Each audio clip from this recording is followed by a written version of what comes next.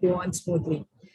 Welcome all oncology and microbiology at Dr. G.D. Paul Foundation's YMT Dental College and Hospital.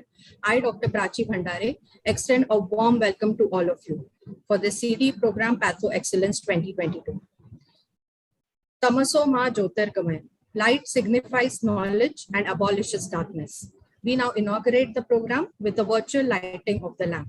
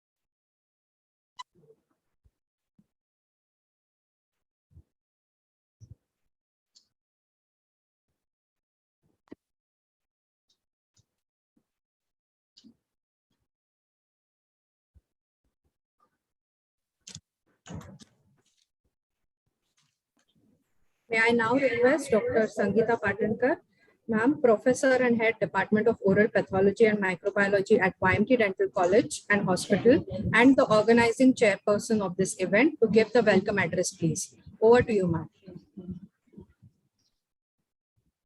A very good morning to all of you. Respected Chairman, Dr. G.D. Paul, sir, Director, Dr. Kavita Paul, our Dean, Dr. Meghna Vandekar, Heads of Department of YMT Dental College, Heads of Department of Oral Pathology, and colleagues of various institutes, and my dear students. I welcome you all to this CD program, Patho Excellence, arranged by our department. Now that there seems to be a brief respite from the corona pandemic, we are all very enthusiastic about exchanging knowledge through such scientific activities. After a good response to our previous CD programs, I'm glad to know that so many delegates in and outside Maharashtra have registered for this event. Today we have in our midst two eminent speakers who are dedicated to research in the field of oral pathology and microbiology. To begin with, I welcome Dr. Meenal Chaudhary, ma'am, Director Professor, School of Oral Oncology at Sharad Pawar Dental College, Samagi, Wardha, who has many feathers in her cap. Not only is she a renowned oral pathologist, but she is also a busy practicing orthodontist. Very few of us know about that. Over the years, she has developed many advanced technologies for research in the Department of Oral Pathology at SPDC. As a true academician, she has delivered many lectures at various conferences and has great number of publications, both national and international, to her credit. Oral cancer is an enigma, and clinicians are still bewildered about the clinical outcome of the disease. There are various factors which are responsible for the survival of oral squamous cell carcinoma patients. So today, Madam will tell us about all the factors which are involved in the post-operative survival of OSCC patients, which is an area so far overlooked. We are looking forward to an enlightening lecture from you, Madam. I also welcome Dr. Supriya Kheur, Professor and Head of Department of Oral Pathology at Dr. D.Y. Patil Dental College and Hospital, Pimpri, Pune. I have known Supriya from her undergraduate days at GDC Mumbai when I was a lecturer over there, and I have seen her growth as a researcher. She is one of the very few oral pathologists in India who does research in clinical settings. She has established regenerative medicine lab at her institute. She is a prolific orator and has received many national and international awards. Today, she will take us on a journey of unusual cases through her slide seminar. I also welcome Dr. Shailesh Shenwa, Professor and Head Department of Orthodontics and Dentofacial Orthopedics at Terna Dental College, who is here on behalf of Maharashtra State Dental Council. Thank you, sir, for accepting our invitation. Though we have organized this CDE program on a virtual platform, we all will surely meet in person in the near future for many such events. Thank you, and I welcome you all once again for this day full of scientific deliberations. Thank you. Over to you, Dr. Prachi. Thank you, ma'am. Thank you for the kind words. Just a small set of instructions before going ahead. If you have any questions during the presentation, please type them in the chat box. We'll bring them up at the end of the sessions. To keep the quality of the sound functional during the various sessions, kindly mute yourself at all times. We request all the delegates to kindly follow the instructions. We apologize again for all the technical difficulties faced. We are now live on Zoom as well as YouTube. We have over 100 participants joining from Zoom, as well as we have many more on YouTube as well. We are delighted to have delegates joining today, not only from Maharashtra, but from all over India. Thank you all. CD feedback forms will be shared to you on the WhatsApp chat box, WhatsApp group, as well as chat box at the end of the program. Kindly fill the same. We are delighted to have our observer from Maharashtra State Dental Council, Dr. Shailesh Shenwa, sir. We welcome you, sir, to the program. May I now request Dr. Sheetal Chaudhary, Organizing Secretary of the program, to take over the session, please. Thank you, ma'am. Over to you, ma'am. Yeah, thank you, Prachi. Very good morning and a warm welcome to all the respected dignitaries, eminent guest speakers, our MSD observer, my seniors, and young oral pathologists and clinicians.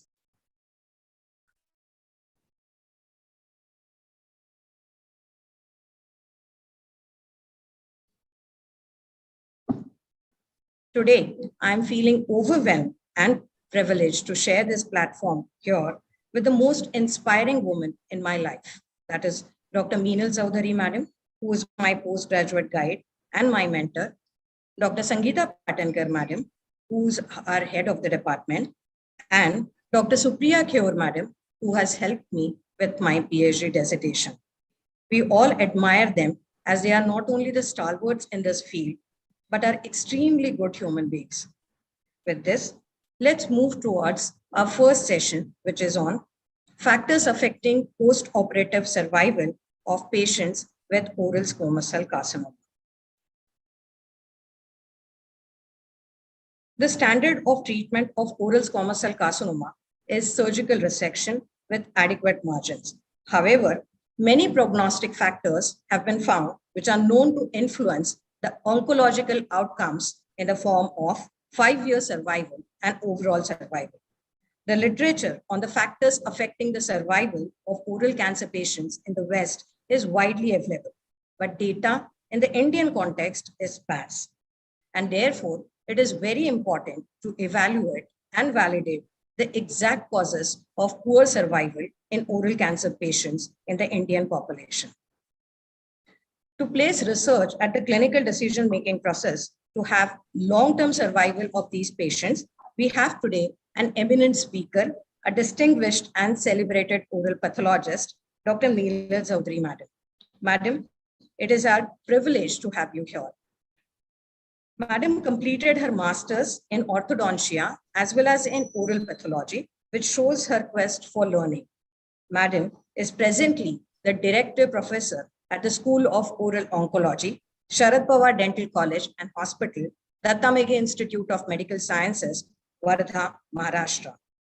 Madam has also served as Director Examination, Assessment and Evaluation for the DMIMS University and also as Dean, Faculty of Dentistry. She is an academician and researcher with 25 years of successful experience in teaching, administration, and dental practice. Madam has proved her excellence and success in academia with more than 100 publications in international peer-reviewed journals. Her core area of research are oral cancer and precancer.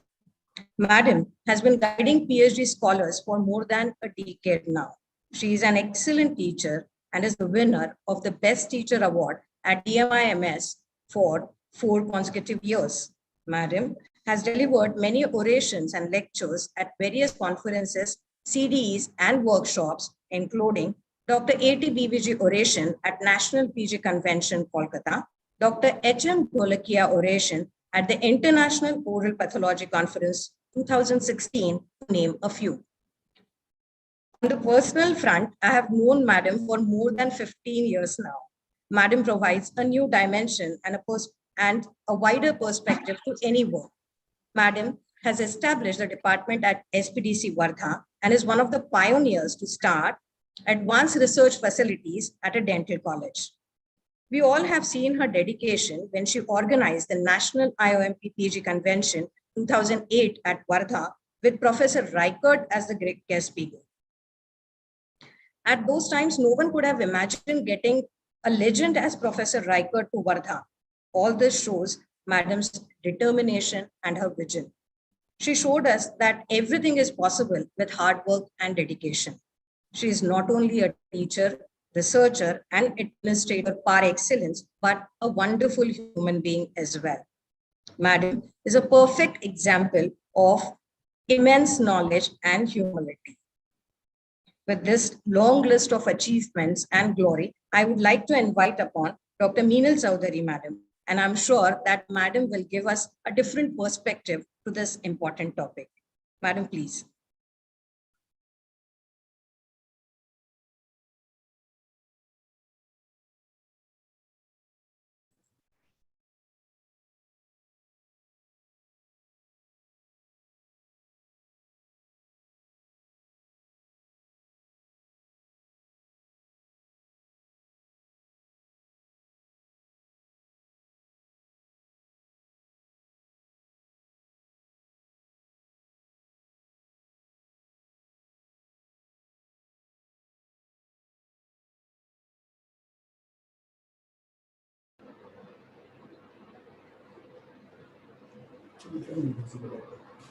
Am I audible, Sheetal?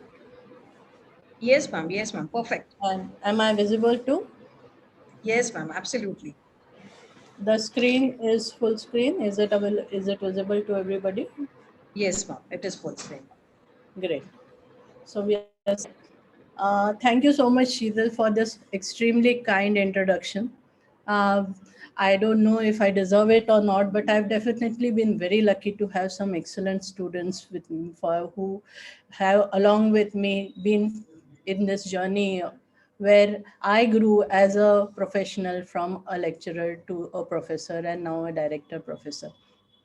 At the onset, let me thank Dr. Sangeeta Patankar and the management of IMT College for inviting me to this lecture today. It is indeed, oral squamous cell carcinoma is very dear to my heart, and it is an area which I wish to focus the rest of my professional life on. So I requested Dr. Patankar that this was one area which I wanted to talk about. So, having said that, this lecture is a overall perspective of the post-operative survival of patients with oral squamous cell carcinoma. So it has histopathology in it, but yes, I'm talking more of common sense and what can be done and what needs to be done in the post-operative period of any patient who has undergone surgery for oral squamous cell carcinoma. So with that prologue, I begin. Good morning, everybody. It's a pleasure to talk to all of you. Today, I talk on factors affecting post-operative survival of patients with oral squamous cell carcinoma, an area overlooked. I'm Dr. Meenal Chaudhary. I am from Datta Mege Institute of Medical Sciences.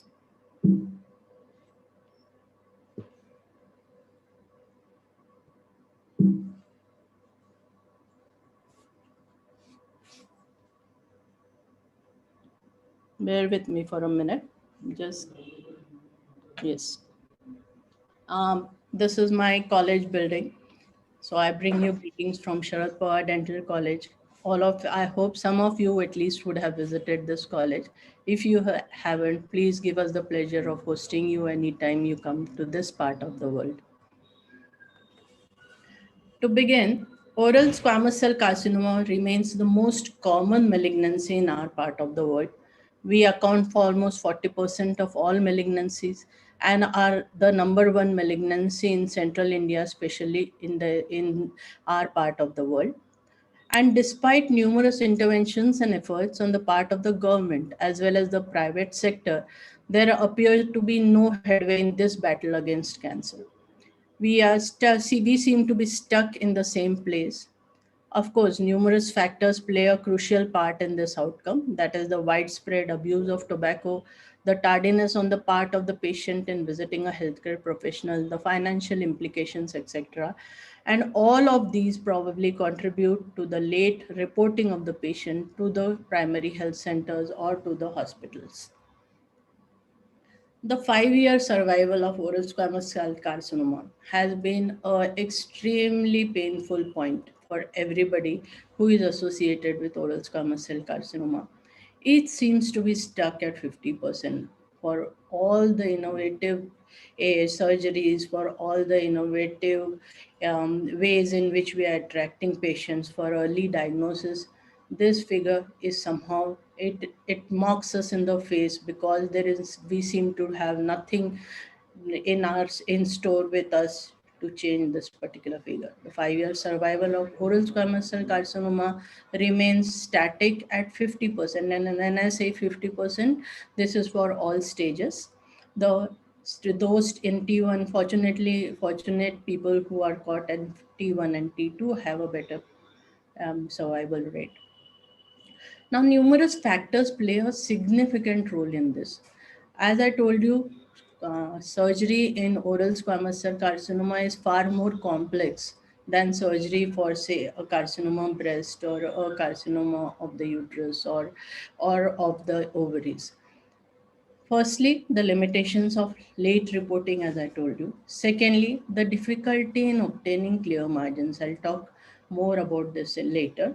The unique structure of the oral cavity, the proximity to vital structure, which makes tumor removal so much more difficult for the surgeon.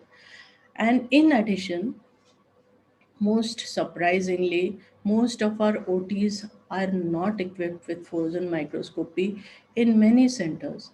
And this contributes to making an already difficult task almost impossible. Frozen microscopy is of paramount importance, especially in case of oral squamous cell carcinoma. May I request everybody to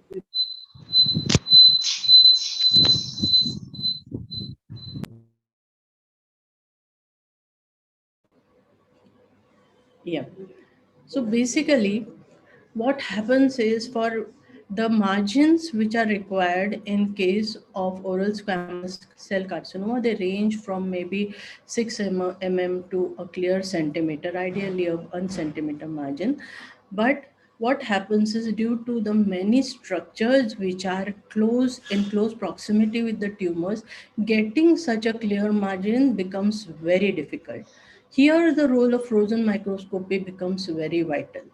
If a frozen microscopy is available in the OT, a clear margin can be ruled out, or it can be confirmed in the OT itself. Therefore, paucity of frozen microscopy is one of the hidden things which is contributing to the poor survival in patients.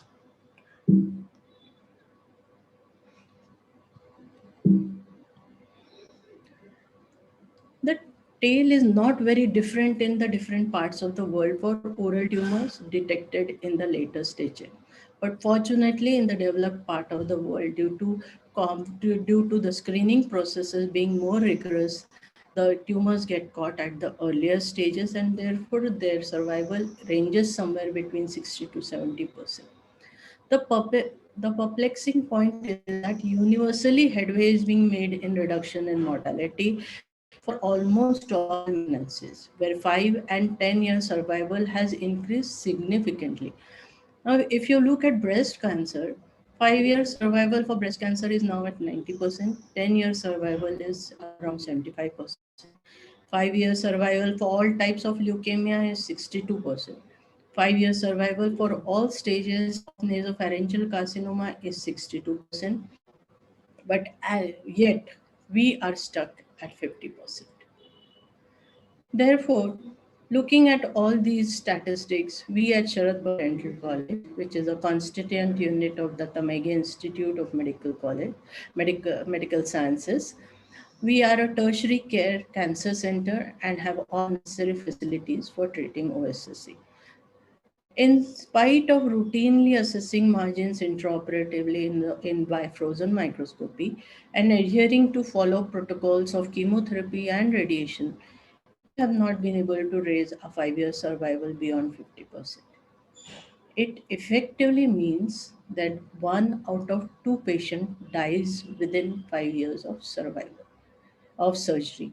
When you look at it in that manner, it really is very depressing.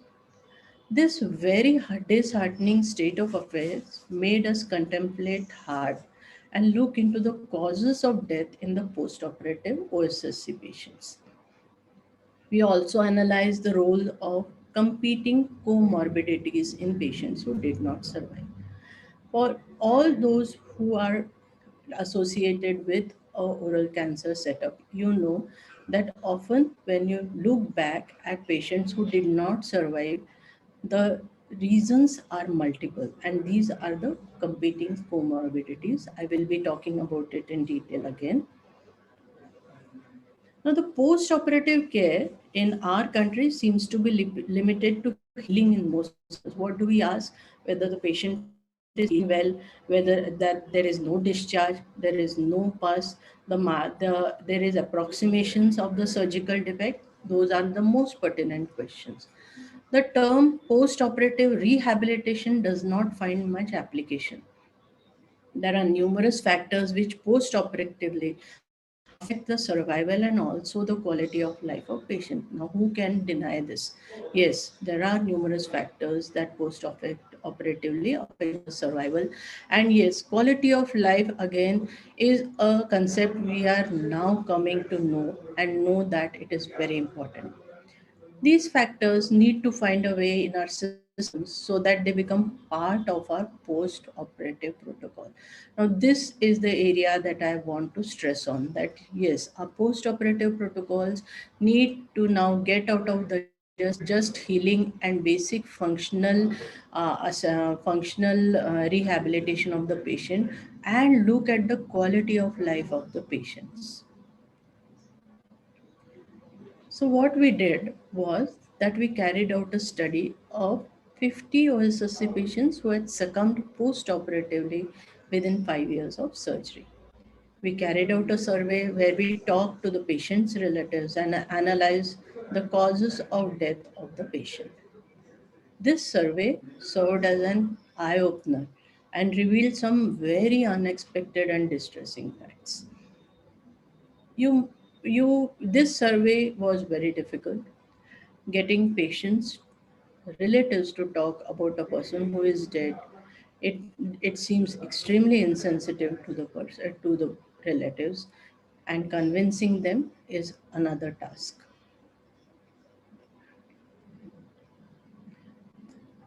So when we looked at the causes of death, what did we find? First, patients died of cancer cachexia. Almost 80% of our patients died of cancer cachexia. Continuation of habit resulting in recurrence, led to almost 16% of cases dying. Old age. Now, this old age actually is a euphemism for poor physical status of the patient. So that was a large amount, that is 13.6%. The recurrence without continuation of habit led to 13.6% of people dying. Incomplete treatment due to financial constraint. I don't know what was more distressing to us, that these financial constraints led to incomplete treatment, or the fact that we were unable to identify people who fitted into this bracket. These patients simply did not have the means to finish their treatment. These contributed to a sizable 12% of patients. Medically unfit patients who could not undergo postoperative radiation chemotherapy and therefore landed into incomplete treatment were 9%. Cardiopulmonary diseases contributed to almost 7% of all deaths. And then lastly, treatment related complications caused 7% of deaths. This was the breakup which we saw. So patients with oral cavity cancer face significant risks of mortality from causes other than disease progression.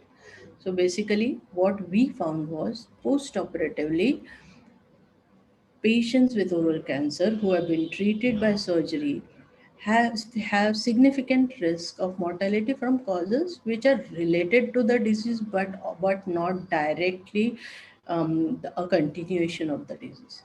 These risk factors are the competing causes of death and contribute significantly to the overall survival rate. What it realistically means is that these factors need to be paid heed to and also addressed in a timely manner, so that we can, addressing these factors could significantly improve survival. This is the point that needs to be stressed. Yes, people die of malignancy, that is a fact. But when they die, are there some causes post-operatively which can be addressed so that the post-operative survival is better than what it is at present? This is a bar chart of the different causes of death which we found. As I told you, it was cancer, cachexia, continuation of habit, old age, recurrence, lack of finance, unable to undergo radiation and chemo, cardiopulmonary diseases, and treatment related complications. The first among this, and the most important and most ignored, is the cancer cachexia. It is definitely more widespread and predominant problem seen post-operatively than it was thought originally. It affects 1 in 2 cancer patients. It is not just psychology at play, but there are physical factors involved which result in loss of body mass. Cancer cachexia results in muscle loss with or without fat loss, often to the tune of 20% of the total body loss weight. Numerous causative factors are thought to be responsible, like systemic inflammation, negative protein and energy balance, loss of lean body mass, etc. Also, numerous inflammatory cytokines are thought to be implicated in cancer cachexia. And what are they? TNF alpha, the interleukin 6, interferon C, all these are thought to be implicated in cancer cachexia. There are varying modalities which are thought to be effective in counteracting cancer cachexia. Most surprising of them is exercise. Patients who have undergone surgery for malignancy should be encouraged to do some sort of exercise. That is because because exercise increases protein synthesis, insulin sensitivity, and suppresses inflammatory response. So basically, all those factors which are leading to cancer cachexia are counteracted. What we must remember is the dietary treatment for cancer cachexia. A patient who has undergone surgery for malignancy or is suffering from any sort of malignancy needs an additional protein intake of zero point 0.7 to 1 gram per kg, which is a substantial amount of protein. Also, there should be an increase of 300 to 400 kilocalories in his diet, of which hopefully 50% is in the form of protein. What has been seen in studies is that this leads to a better quality of life and, of course, to a better survival also. Other than that, there are drugs which have been in use, like the beta 2 adrenergic agonist, who is a potent muscle growth promoter. Then formoterol, this is a recently introduced drug. It decreases protein degradation, therefore loss of muscle weight. NSAIDs have thought to increase the quality of life and weight gain, but these studies are preliminary in nature. Corticosteroids have shown limited use, and but the long-term use of corticosteroids brings with it its own set of problems. There are numerous herbal medicines which are present. There are some Chinese herbal medicine, there are Indian herbal medicines, Japanese herbal medicines, which are thought to be effective in cancer cachexia. Omega-3 fatty acids, again, we know for a fact that they decrease pro-inflammatory cytokines and therefore they are thought to be effective. Thalidomide is one drug which is thought to be effective in cancer cachexia because it decreases TNF alpha. Most interesting out of of all of these drugs is ghrelin. What we have seen is that there is increased level of ghrelin in cancer cachexia.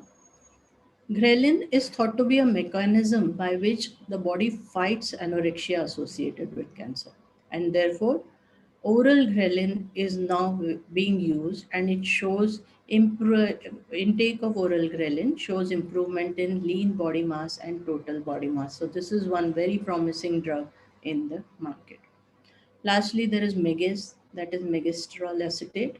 These are orally active progesterone containing drugs which lead to increased appetite and increased weight. Now remember, cancer cachexia is often seen in patients and it increases in intensity towards the end of life of the patient. So anything which can stop or decrease the rate of cancer cachexia is beneficial for survival. So all of these drugs can be useful. None of them cause any very serious side effects, so they are definitely worth trying. The next cause of death was the continuation of habit and recurrence. Now, a sizable number of patients are unable to leave tobacco even after undergoing all the trauma of surgery and radiation and chemo. And what happens is when the tobacco abuse is continued, the accumulated tobacco exposure in patient significantly increases.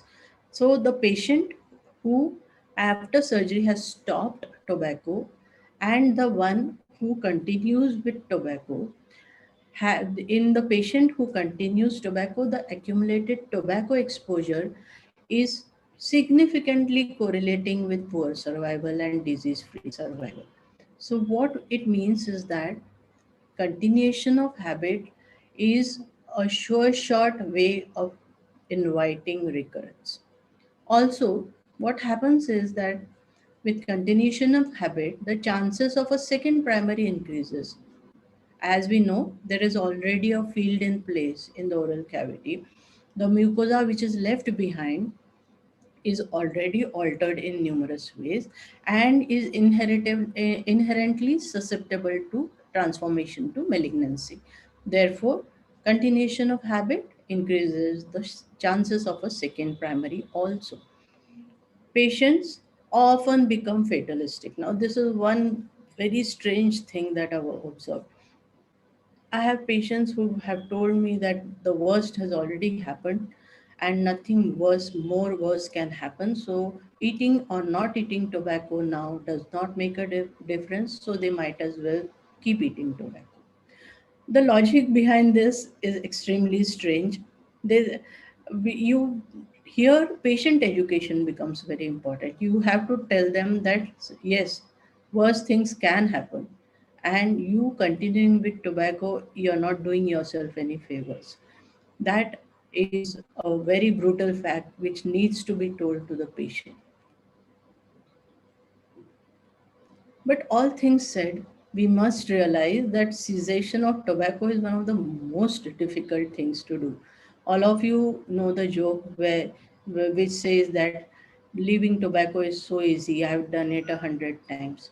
So basically, tobacco cessation takes a toll. It takes immense willpower and a very supportive mechanism for it to happen. Therefore, a support mechanism in the form of a tobacco cessation group, which includes a psychologist, or social worker, or oral pathologist who has been trained in tobacco cessation, becomes of vital importance. What I think is that such support groups should be associated with each oral cancer unit. The function of these groups must be to facilitate tobacco cessation in a patient. This would reduce the overall risk of second primary and recurrence and thereby contribute to better survival. Recurrence is one of the major factors responsible for poor survival, as all of you know. The oral cavity presents its own set of difficulties to a surgeon who is operating on a patient with OSCC. The lack of clear anatomic boundaries, as is in the case of breast, uterus, kidney, etc., makes surgery very difficult. And in the oral cavity, all the structures seamlessly transition from one to the other. That is, the oral cavity will continues into the oropharynx, the soft palate into the nasal mucosa, the maxilla into the base of the skull, and there are no clear-cut demarcating boundaries, this oral cancer surgery is becomes very demanding with very little room for error. In addition, field canceration in place, innocuous looking margins which histopathologically may appear to be benign, they are hiding a whole lot of disquiet in them. And here again, I reiterate that many centers do not have the facility for frozen intraoperative reporting, therefore adding to the odds of leaving behind a safe margin. Recent research supports the fact that reporting margins on the basis of histopath alone is incomplete reporting because molecular analysis has revealed that there are definite molecular changes in the margins which on HNE appear to be normal. So this is one area where my center is working now. We are trying to formulate protocols by which we can look at ISC at the time of frozen microscopy. Hopefully, by the next time we meet, I would be able to give you a protocol where we do not just histopath, routine histopath, but IHC in a frozen setting. That will contribute immensely to give us more knowledge about the margins and thereby leave where we will be in a better position to leave behind safer margins. Next factor that we found extremely distressing is incomplete treatment due to financial constraints. Most of us come from areas of privilege. We do not realize what poverty is. Unfortunately for us, even though we are fairly empathetic as human beings, we are in no position to know what stark poverty is.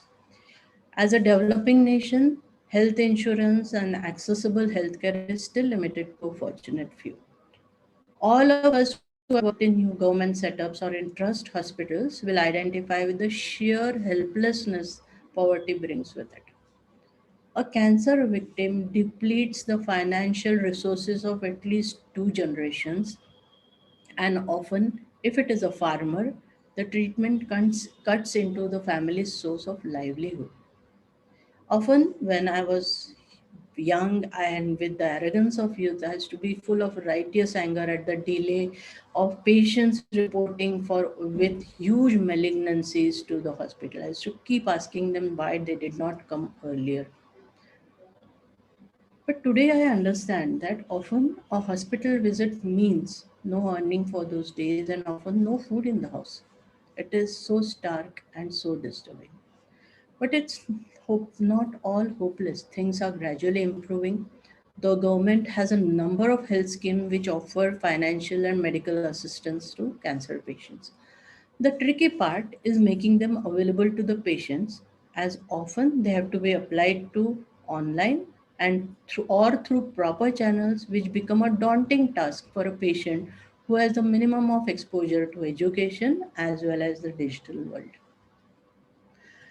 For benefit of all everybody here, I've listed the government schemes which are run by both central and state government, which are in a position to help patients with cancer. We have the Health Minister Cancer Patient Fund, the Health Minister's discretionary grant, which is also available to patient, the CGHS scheme, which is available for all central government employees, the very important national health protection scheme, that is the Ayushman Bharat scheme, which is really working well. Then the PM's National Relief Fund, it was initially thought it was for emergencies, but it can be utilized for cancer also. The State Illness Assistance Fund, this is a small fund. I think it is 1 to 3 lakhs, but yes, it is also available. The CM's Relief Fund is available. And number 8 is something that all of us in Maharashtra should be very proud of. That is the Mahatma Jyotiba Phule Jan Arogya Yojana scheme by Maharashtra government. I do not know if certain similar schemes are present in other states. It is remiss of me, I should have found out. This was initially known as the Rajiv Gandhi Yojana. Renaming it has not changed the basic nature. What this is it's a government insurance, medical insurance of some 333 rupees, by which most of the treatment becomes free for for the patients. This is a very important scheme. But what the catch here is letting the patients know about such schemes and making them accessible to it. So what we have to do is we have to ensure the proper reach and utility of these funds through patient education and facilitation by way of maybe social worker or just good Samaritans who want to help patients. The other category which we found was, which I've actually 2 or 3 factors which I've clubbed together, is patients who are medically unfit for radiation and chemotherapy, or who had incomplete treatment or old age related health issues. These are kind of interlinked and therefore I've clubbed them together. Now, what happens is that there is a distinct subset of patients who develop cancer in the 60s and 70s. Though now with the demographics changing, we have patients who are much early, and now the fourth decade, third decade is often where we see maximum patient. But when malignancies develop in the later ages, the general condition of these patients is such that the body is unable to sustain the insult of chemotherapy and radiation.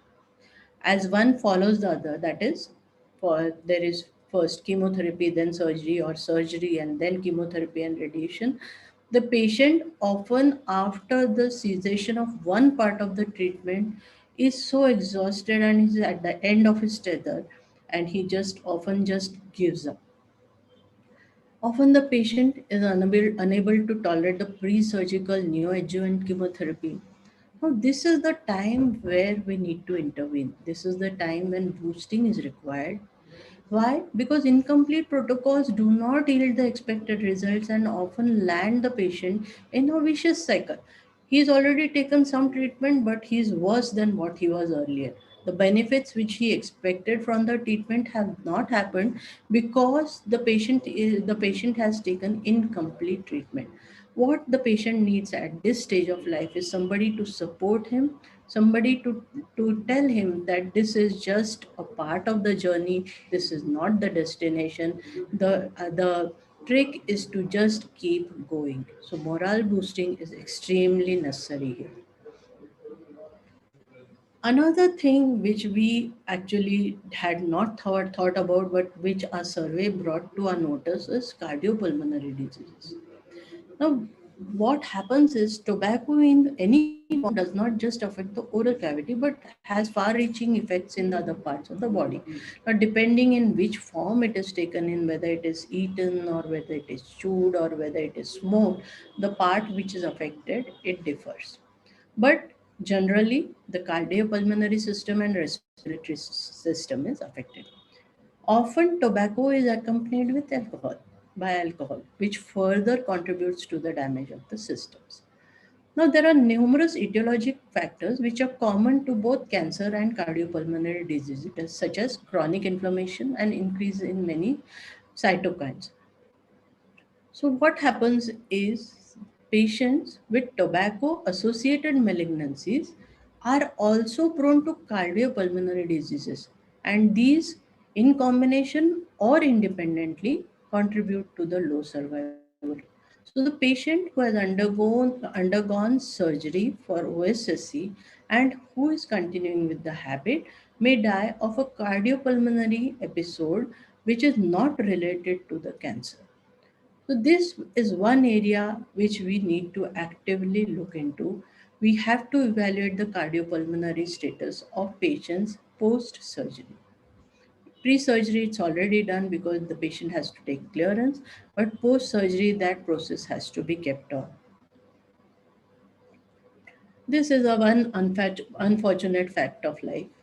Very little can be done with this because related complications are going to happen despite the best of intentions, and a sizable number of patients cannot sustain the rigors of surgery and the post-operative radiation and chemotherapy.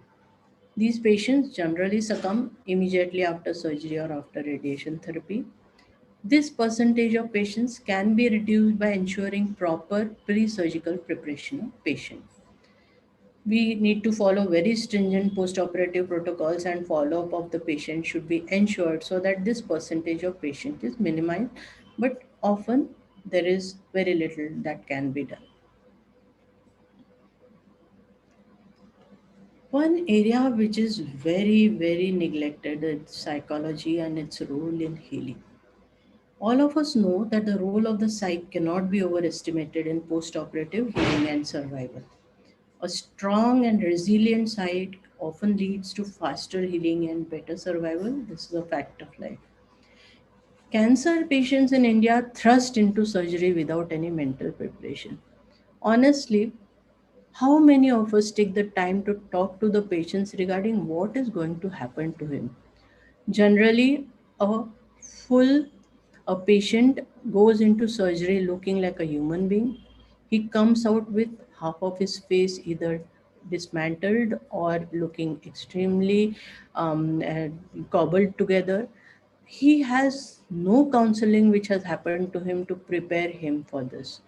So, what we need to do is pre-operative and post-operative counseling sessions for the patient must be made mandatory so that there is a positive mindset in place which will influence healing. There are numerous studies which highlight the role of counseling in better survival, or the role of a positive mindset in better survival. When we talk about the psychology of the patient, one absolutely ignored area is the burden of the caregiver. A major area which is overlooked is the one of the caregiver. In India, institutionalization of cancer patients is still in its infancy. With the oral squamous cell carcinoma being predominantly male, the major burden of caregiving falls either on the wife or the mother. God forbid, if the patient is a female, she is mostly left to her own devices. It's a very lucky female who has a son or a husband are looking after her. We must remember that post-operative care in case of OSCC is not a matter of days or weeks, but it is a long time prospect. And caregiver fatigue or compassion fatigue or caregiver burnout, whatever you want to call it, occurs when the caregiver has been at this task for months on end and feels physically, emotionally, and psychologically exhausted, often leading to a change in attitude towards the patient. After a period of time, compassion fatigue becomes inevitable, and this directly affects both the caregiver and the patient. There are self help tools designed to address caregiver fatigue and to ensure their well being. Most of us are not aware of this. We at DMMS have recently started looking at them, and we have found them to be very effective. So at DMMS, we are looking into the effectivity of the global mental health assessment tool, which is known as the GM hat. And what we have done is the JM hat is in English. Now we have translating it in the way into various local languages and putting them at piloting them on patients. And at the piloting level, they are proving to be very effective in counteracting compassion fatigue as well as dealing with quality of life. But this data is still primitive. We have not gone into studies which are multicentric in nature, so it is in process. Another tool which we found was effective was the Warwick Edinburgh Mental Well-being Scale. Now, again, what happens is that psychological disorders and mental well-being are negatively correlated to each other. An increase in psychological disorders means poor mental well-being, and hence these two scales together give a complete evaluation of both the patient and caregiver.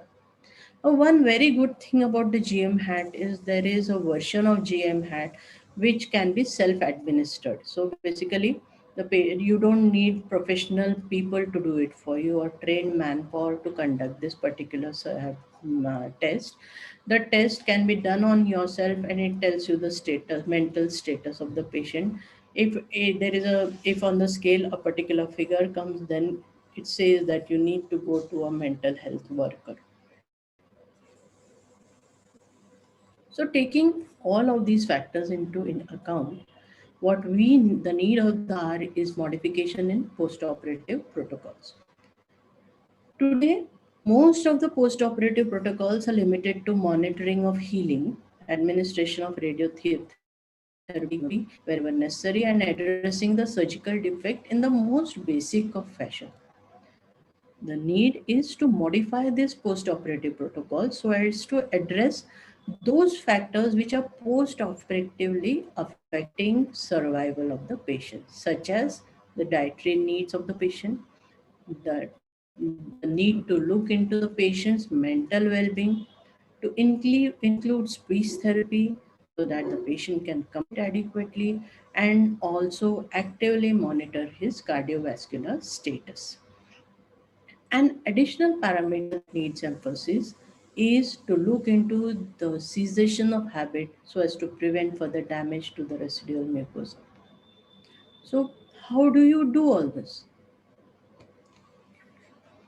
Firstly, there is this concept of support team. Taking all the post-operative needs of the patient into account, each oral oncology unit needs a support team in place. The team should comprise of nursing staff, social worker, psychologist, speech therapist, dietitian, and each member will have a targeted responsibility whereby they will facilitate the recovery process. How and what each person will do, I will be coming to that. Coming out through coming to this particular point is extremely important, because now we know that the post-operative protocols need to be modified. Now, how do we modify them? By empathetic follow-up. We at present, we are just doing follow-up. What we need to do is do an empathetic follow-up.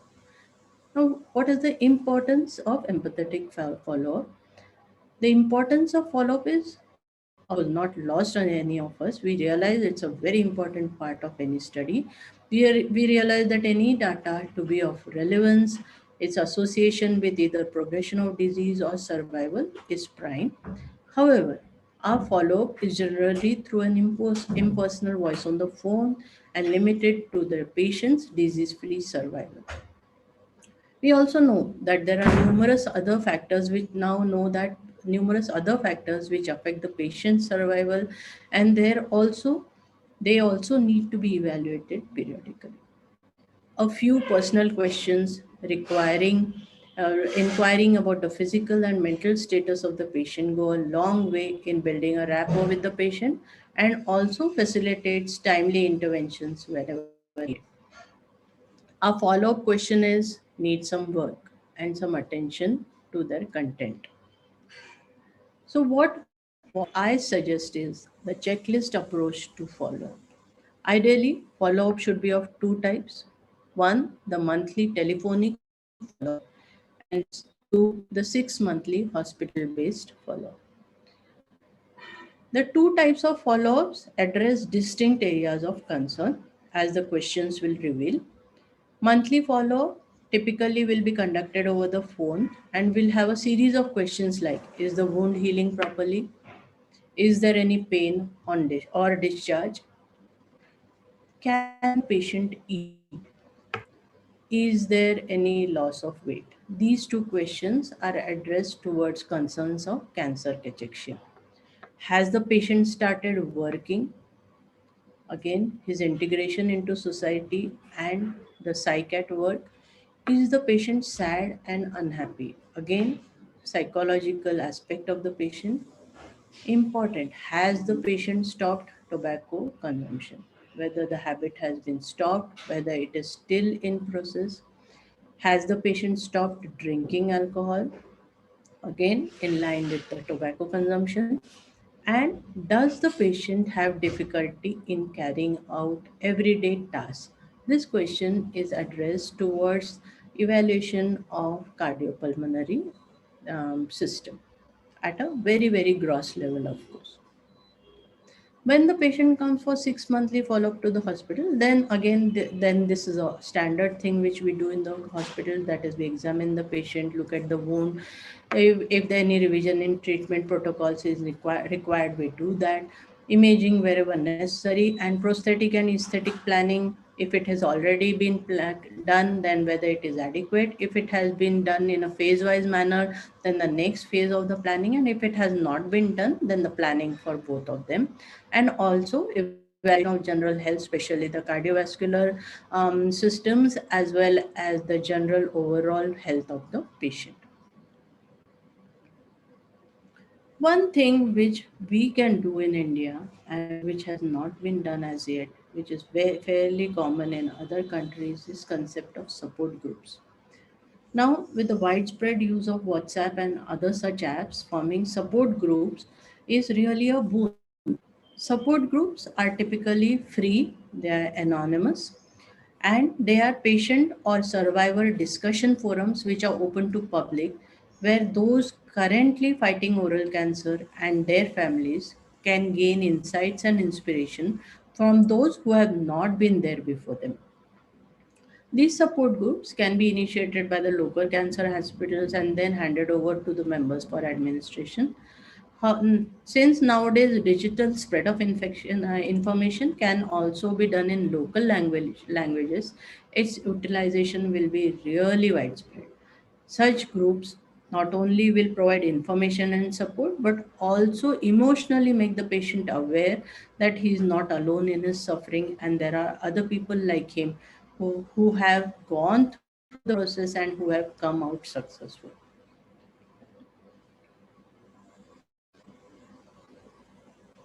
As I told you, up hit the best part of any treatment, the best way to prevent to uh, stop a disease is to prevent it, especially in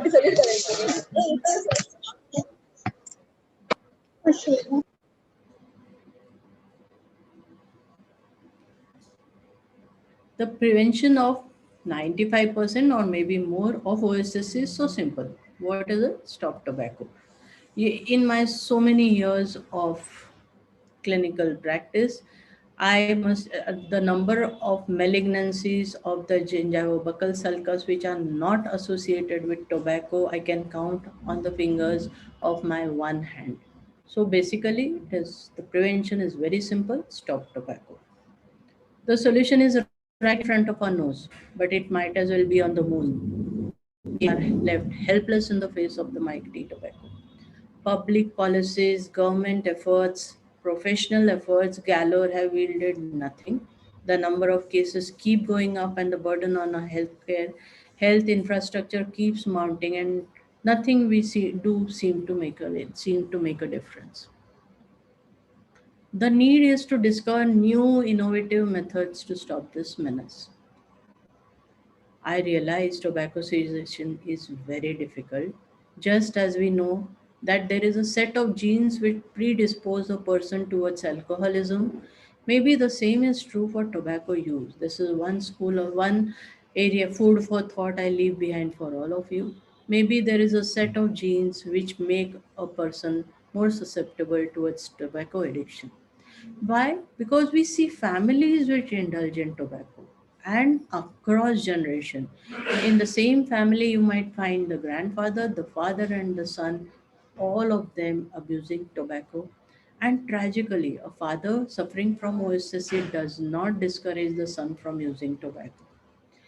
Maybe we can use the patient's stories to spread the message to stop tobacco. Tata has already made an effort.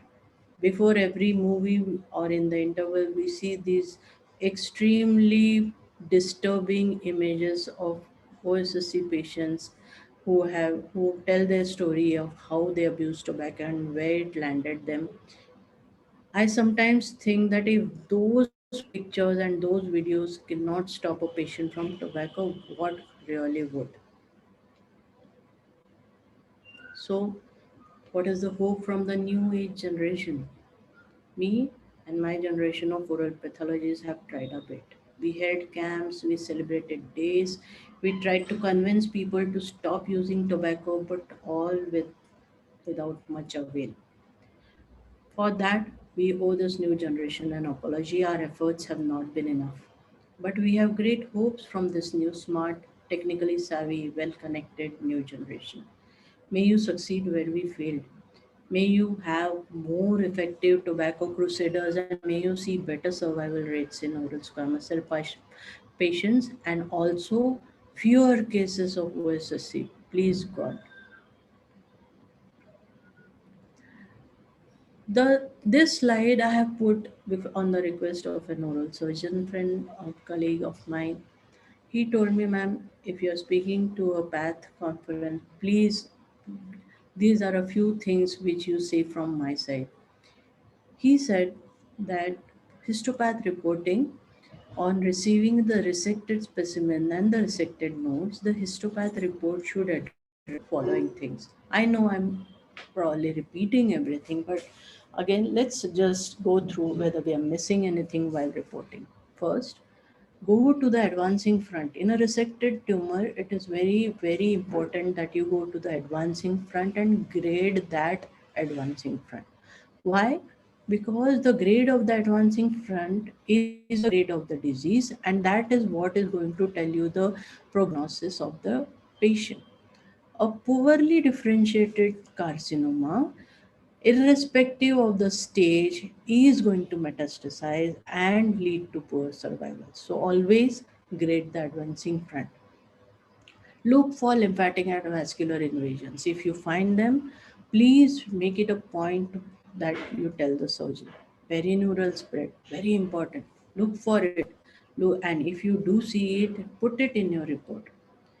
If the nodes are sent to you, nodal metastasis, if it is present, then what type? Where is it located? Is it inside the node? Is it between the node and the capsule? Is it outside the capsule? All these things matter and they may have a huge impact on the survival of the patient.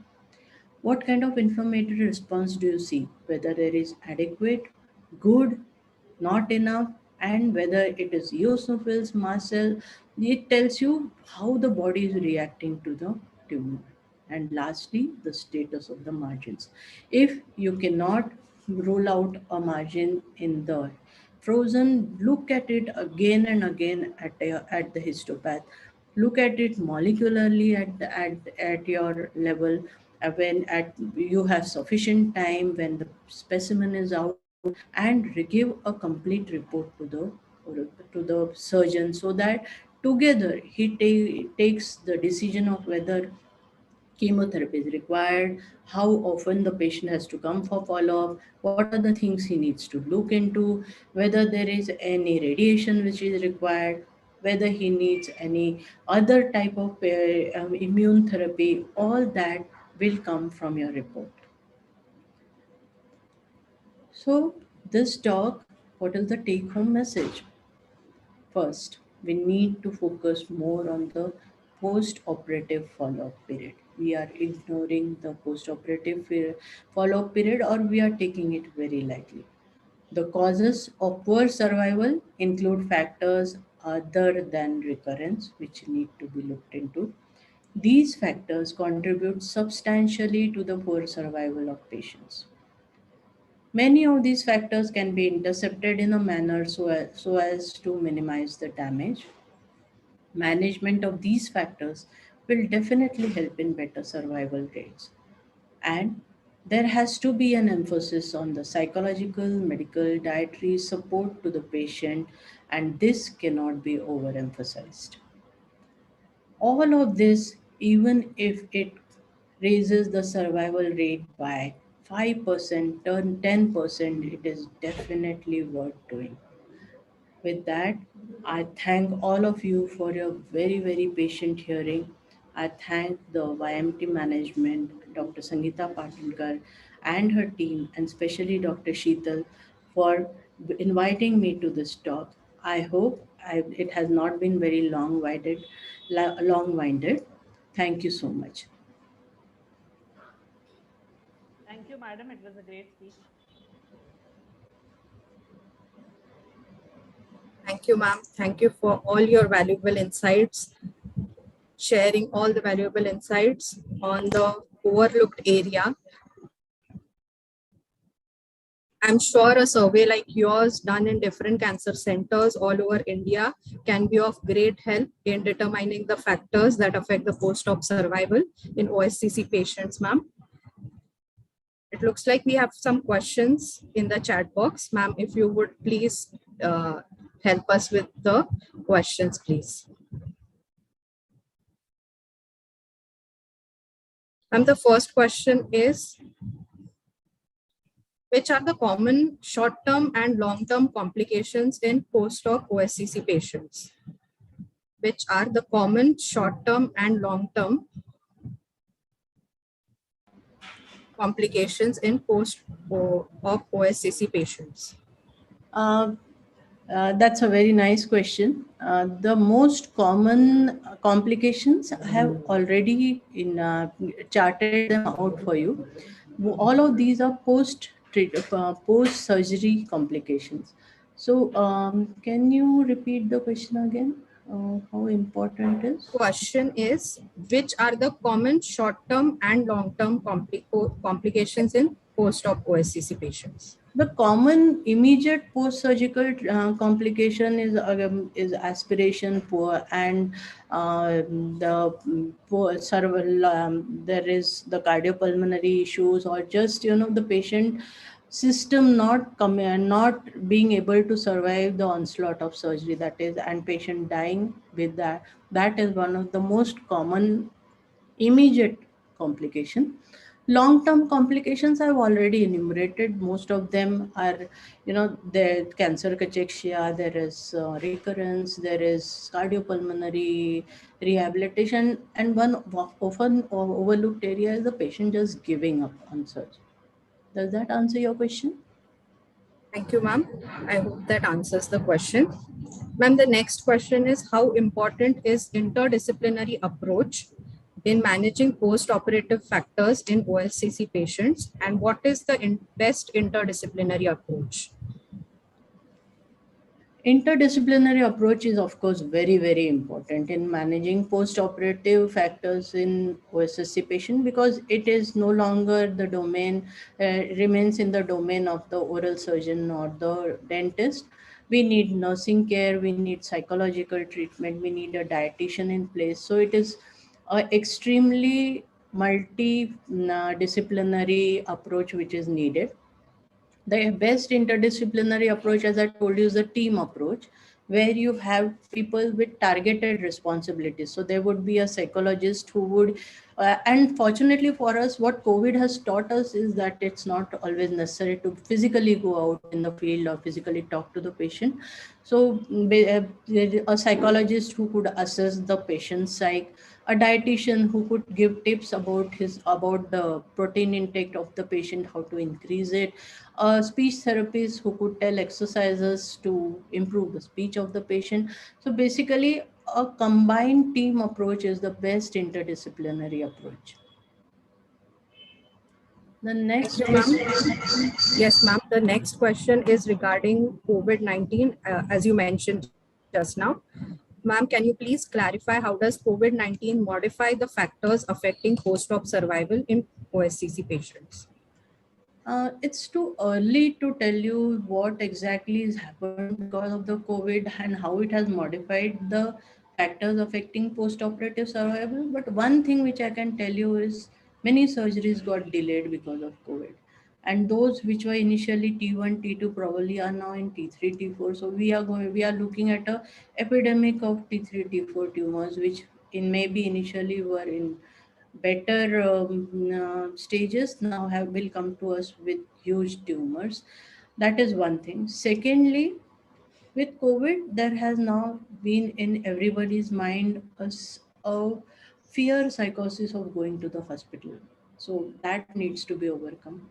And for the long-term effects of COVID, now especially those where we saw huge amounts of mucormycosis, what is going to happen to them, and whether we will be able to see any different subset of patients who had suffered from COVID and simultaneously are suffering from OSSC. That is something for the future. It's a good place to do research here, something we can think of.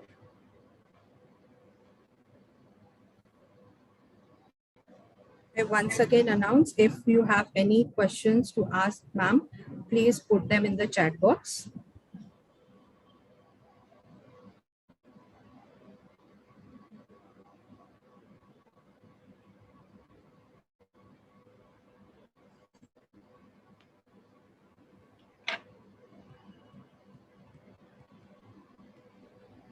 It looks like we have covered all the questions.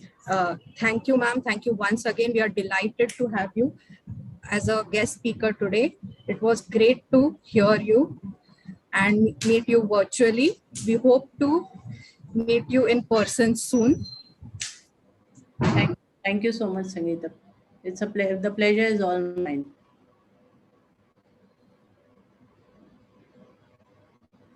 Thank you, ma'am. I must thank Dr. Meenal Chaudhary, ma'am.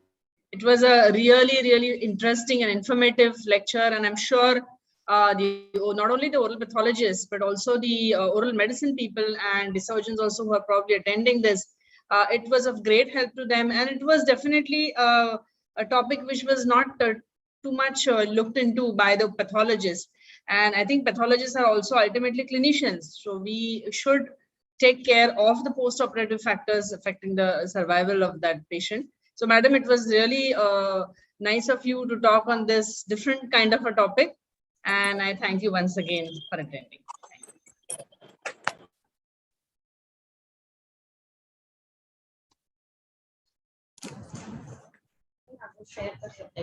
Thank you, ma'am. Thank you for your kind words.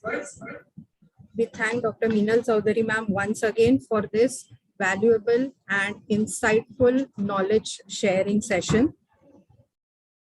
We now move on to the next session for today. Take a quick 2-minute break to just get the technical aspect in place. We are doing a trial run, so kindly bear with us.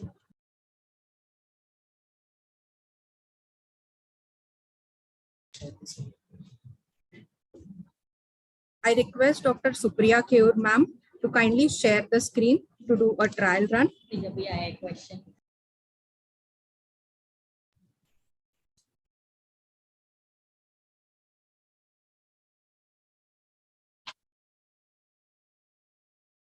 We request Dr. Meenal Chaudhary ma'am just to go back. Dr. Meenal Chaudhary ma'am, we have a question for you ma'am.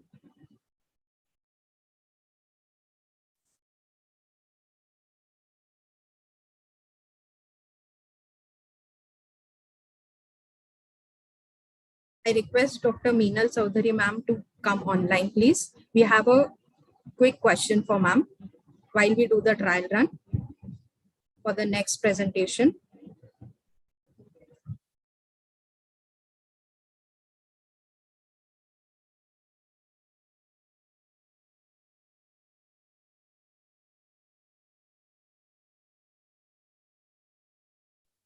We will surely take up this recent question up to ma'am and come back with an explanation and an answer for the same shortly.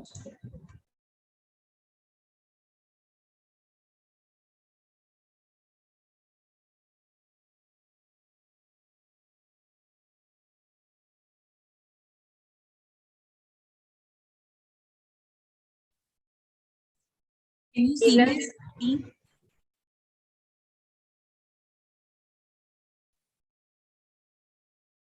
Hello, Supriya ma'am, we can hear you. Yeah, Dr. Prachi, can you see the screen as well? No problem. Yes, ma'am, the screen is visible. If you could just run the slideshow once, we can check if it is running on full screen. Is running? Not yet, ma'am.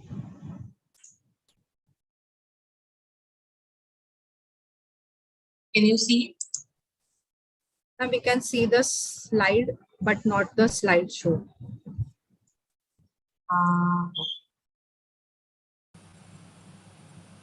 Now? Not yet, ma'am. So you can see the first slide, that's it? And we can see a histopathological slide. Supriya, can you hear me? Yes, ma'am. Yes, ma'am. Supriya, I think you should go full screen. Then only they can see it actually. You should go for full screen. This is just your PPT has. Ma'am, I've actually went full screen. Option.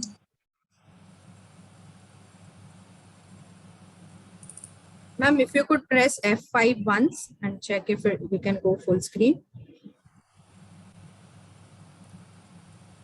See now? Yeah, it's come now. Yes, ma'am, done. Thank you so much. Thank you. All the best, Supriya. Good day. Thank you, ma'am. Thank you. Thank you for the support, ma'am. Thank Radhika ma'am to thank her for the support.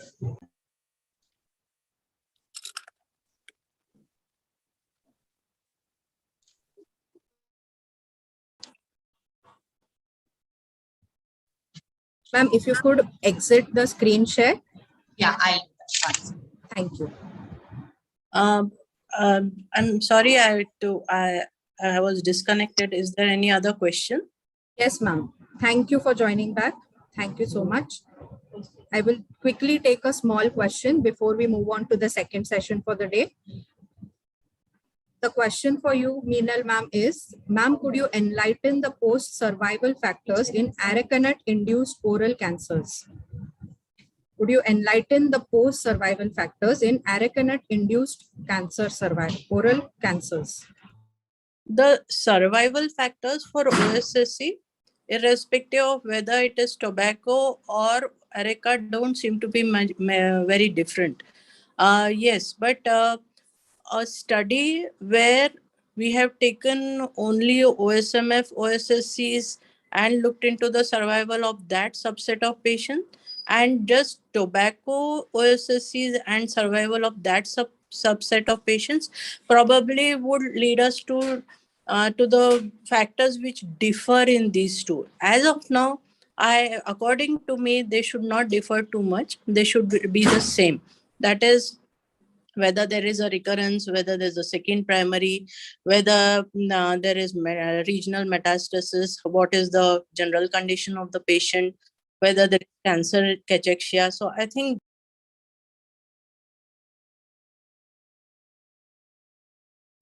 Sorry, we seem to have gotten disconnected from Meenal ma'am. As ma'am had suggested in her answer, there is no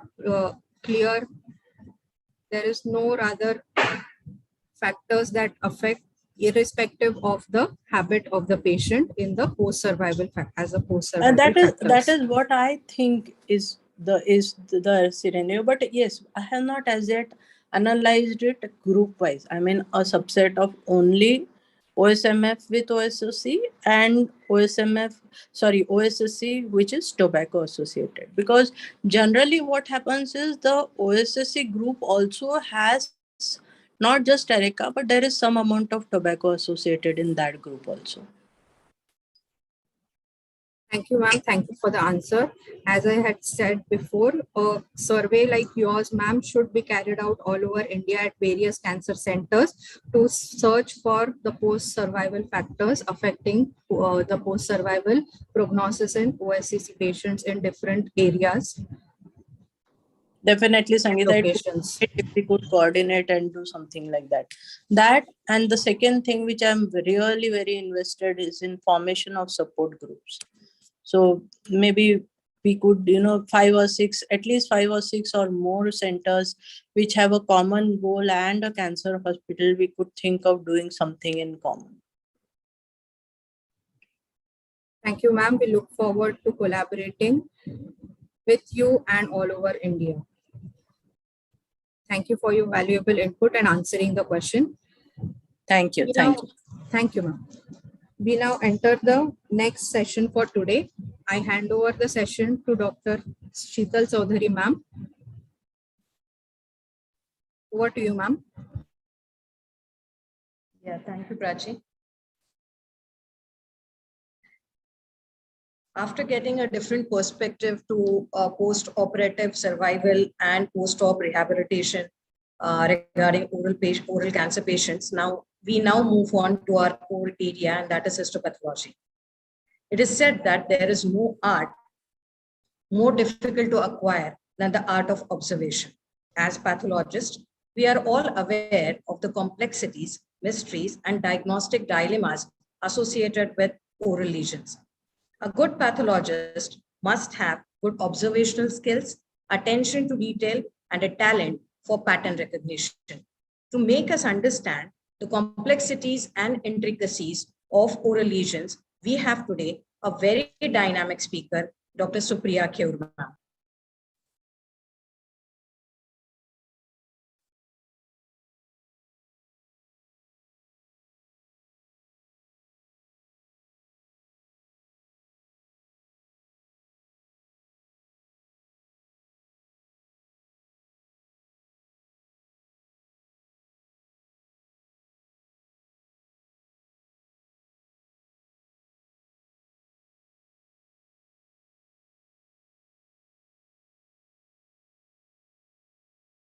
You'll have to unmute this.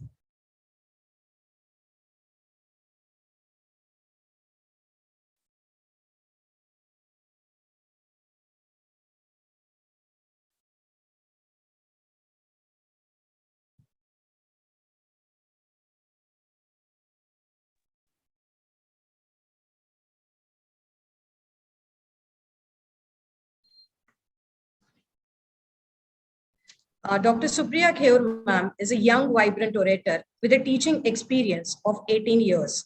She did her BDS in 2000 from GDC Mumbai, MDS from GDC Nagpur in the year 2003, and PhD from Dr. D.Y. Patil Vidyapeth, Pune. Madam is presently working as professor and head of the Department of Oral Pathology and Microbiology at Dr. D.Y. Patil Dental College and Hospital, Pimpri, Pune. Madam is also in charge of Regenerative Medicine Laboratory at Dr. D.Y. Patil. Madam has been guiding PhD scholars since 2018. Madam has received many rewards for paper and oral presentations in various conferences. She is a recipient of many prestigious awards, including Lord Vermont Award in 2009, Best Female Dentist in 2018, Outstanding Social Contribution Award from Rotary International. Madam has been the recipient of various research grants. She is also a recipient of a research fellowship from the Indian Academy of Sciences, Bangalore. Madam is also actively involved in various college committees and university positions like Chairman of Preclinical Board of Studies, Member Secretary Scientific Committee, Member of Board of Academics. Today, Madam, with her immense knowledge, will help us to become better diagnosticians by demystifying the oral lesions. Madam will address us on histopathological insights into oral lesions. Madam, over to you. Thank you. Thank you so much, Sheetal, for a very warm and kind introduction.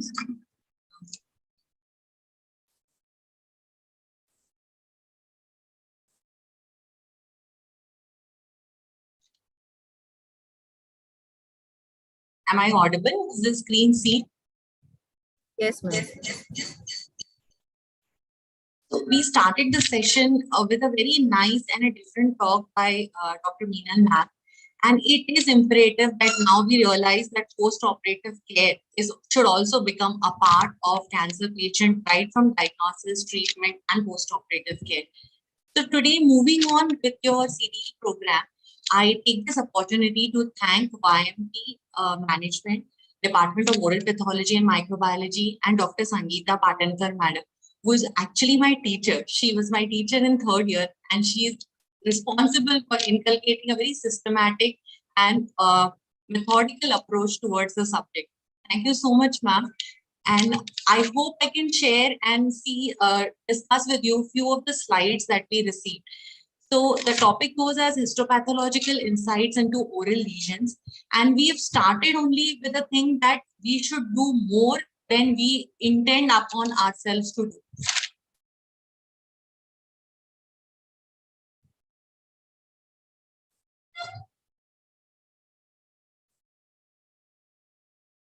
So the need of the hour is to look beyond glass slides. Once if we start that saying that oral pathology is more than just seeing the glass slides and diagnosing the lesion, that we set upon ourselves into a more futuristic, more progressive state of our subject. So when I am discussing today about the cases, I would be looking at the clinico-pathological correlation of some oral lesions. So many times when we look at the slides, we just look at the slide, not at the patient. And today we have looked at another approach that we have to look beyond treatment and beyond diagnosis also. So today we'll be discussing 6 cases where the clinical presentation was different, though the histopathology was not a very enigmatic picture. So, and also we will be discussing the histopathological analysis of stroma in oral squamous cell carcinoma, just in continuation with ma'am's lecture of what a surgeon or what a treatment specialist expects from us when we diagnose the lesion, and how do we actually take care of many features which are seen in the stroma in OSCC, which we either neglect or we are not aware of. So going with it, let us see few cases where the clinical correlation and the histopathological correlation was something different, not what is routinely seen in our practice. So the first case was of a 2-year-old male child. He was referred to our department in March 2020. He had a swelling intraorally concerning the anterior mandible. It looks actually in the anterior area, but it was more towards the right side. It was approximately 5 into 6 centimeter in dimension, and the mass was present since birth. That is what the history the mother gave us. But it was slow growing, and the patient was completely asymptomatic. There is no pain involved at all, and was firm on palpation. CT scan of the patient was seen, and it revealed the lesion extending from the right side to the canine of the left side. You can see the CT scan of the lesion, and the developing tooth buds are also there. This looks like a proper solid lesion. It didn't have any cystic component, and it also showed an enlargement of the lower border of the mandible as well as the buccal and the lingual plates. So a incisional biopsy was performed for this under GA, and the biopsy specimen was actually given to a general pathologist, and he diagnosed the case as ameloblastoma. We can see why he did that. There was odontogenic epithelial islands where strands were seen with tall columnar cells at the periphery, and few areas of stellate reticulum-like cells were seen. Somehow there was an area where you could see pale eosinophilic structure which looked like inductive changes, and the stroma was also different from what we see in ameloblastoma, but ameloblastoma diagnosis was given for this patient. But the patient couldn't actively come for treatment for good 1 year. So the patient reported back to us in August 2021. So a fresh CT scan of the patient was taken, which showed the lesion was roughly the same as what was seen in 2020. And as per ameloblastoma diagnosis, resection of the whole mandible was done, and PMC flap was given as a part of rehabilitation. So this was the grossing that we received. In your C, D, C, D, E were present on the right side, and this is D, and E is submerged, and we still have a developing tooth follicle. What does it look like in grossing? The whole area was very well encapsulated, and it showed hemorrhagic areas. That is all. The buccal plate was extended or expanded much more than the lingual plate, and the inferior border was also involved. When we started taking the sections under microscopic examination, this was the first slide we saw. The majority of the lesion was like this. You had, and we already had the diagnosis of ameloblastoma. So you had tall columnar cells at the periphery. The odontogenic epithelium was proliferating in form of cords. You had few cystic areas that were seen in the stroma. But just look at the stroma. It resembled more like dental papilla. Primitive ectomesenchymal cells with plump proliferating fibroblasts. So our first impression was probably it is ameloblastic fibroma. Further going into the section serial cuts, we saw these kind of pinched out odontogenic epithelium with an end bulb appearance that you see over here. Plus, we also had certain hyalinization which was seen in the subepithelial area. The stroma was plump proliferating fibroblast, ectomesenchymal cell-like with few blood vessels. This was the main picture that we saw. Few follicles were also seen. There was cystic degeneration seen within the follicles in few areas, probably because the span was over 2 years, 2.5 years in the patient's mouth. Tall columnar cells undergoing some squamous metaplasia, stellate reticulum-like cells. And then we saw these kind of inductive changes within the mass. Can you see pale eosinophilic areas were seen? This was odontogenic epithelial which showing cystic degeneration. So few areas showed hyalinization or inductive changes, but there was larger inductive changes more in accordance with pre-enamel-like or pre-dentine-like matrix. We saw white spaces over here, and the stroma was consistent with ameloblastic fibroma, primitive ectomesenchymal cells with plump proliferating fibroblasts. For the higher section, revealed this pale eosinophilic area. At first go, I thought it was more like osteodentine or dentinoid-like. But we didn't get any typical features. Most of this was like this. And when we came with further closer section, we saw this segment. This is very typical of dentinal tubules that you see.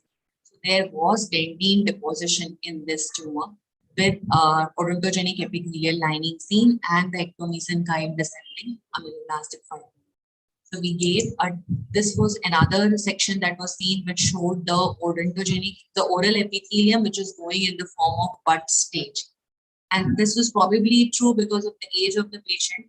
And serial sections we kept doing till we were initially thinking we'll keep it as a museum specimen, but we kept removing more and more slices to check if we get any other hard mineralized structure like enamel, or we get cementum, or is there any way we could get some odontome-like features, but we didn't get anything. Most of them were showing, some areas were showing dentinoid-like, and most of them were odontogenic epithelium with ectomesenchyme-like stroma. So the final diagnosis of ameloblastic fibrodentinoma was given. This is actually my first case diagnosed as ameloblasttic fibroadenoma, and I was super excited looking at the patient and the size of the lesion.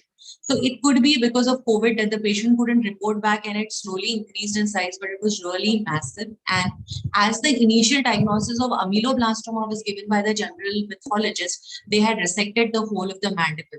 But the lesion was involving most of the areas, barring the posterior area and the ramus. So when you talk about ameloblastic fibroadenoma, the prognosis is similar, or the biological behavior is similar to ameloblastic fibroma.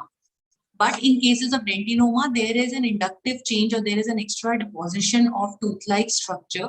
So it remained more differentiated form of the tumor. So when we are taught in third year and all, we were taught about this continuum theory that you have ameloblastic fibroma, fibrodentinoma, fibrodontoma, and then odontoma, which was given by Khan and Bunn. But now this theory is no longer regarded, and you can have any of these tumors arising de novo. Looking at the second case, we had this patient who reported to us last year. He's an 18-year-old male patient. He had a swelling in the pre-auricular area, the parotid area, since past 5 years. So he had got a surgical excision done 4 years back, but the lesion recurs back again after 4 years. So since 6 months, the lesion was growing, and this is the present size. On clinical examination, we didn't get any facial nerve dysfunction. Now, we did this to evaluate if there was any malignancy, and looking at the area, we thought most commonly it is salivary gland malignancy. So we thought that we will do USG, we'll do MRI in that area. So USG guided FNSC gave an impression of pleomorphic adenoma. Patient didn't have the report of what had been the surgical excision or surgical diagnosis 4 years back. He said he had lost it. So we thought it is probably pleomorphic adenoma considering the location, and the USG guided FNSC also gave the similar impression. This was a CT that was done, and you can see that you have the lesion which is present over here, completely involving the parotid gland. On microscopic examination, we got a large tumor which was very cellular. It was encapsulated partly in one section, and in one section completely encapsulated, completely cellular. Like, you don't get any epithelial component over here, just connective tissue stroma, not many blood vessels, fibroblasts. Look at this. This is another section which showed encapsulation. The tumor was not invading into the capsule at all. It was well circumscribed. And the whole of the tumor showed these kind of cells. I'm sure most of you have guessed, but what I want to say is if you look at it, you see completely cellular stroma and some peculiar arrangement of the nuclei.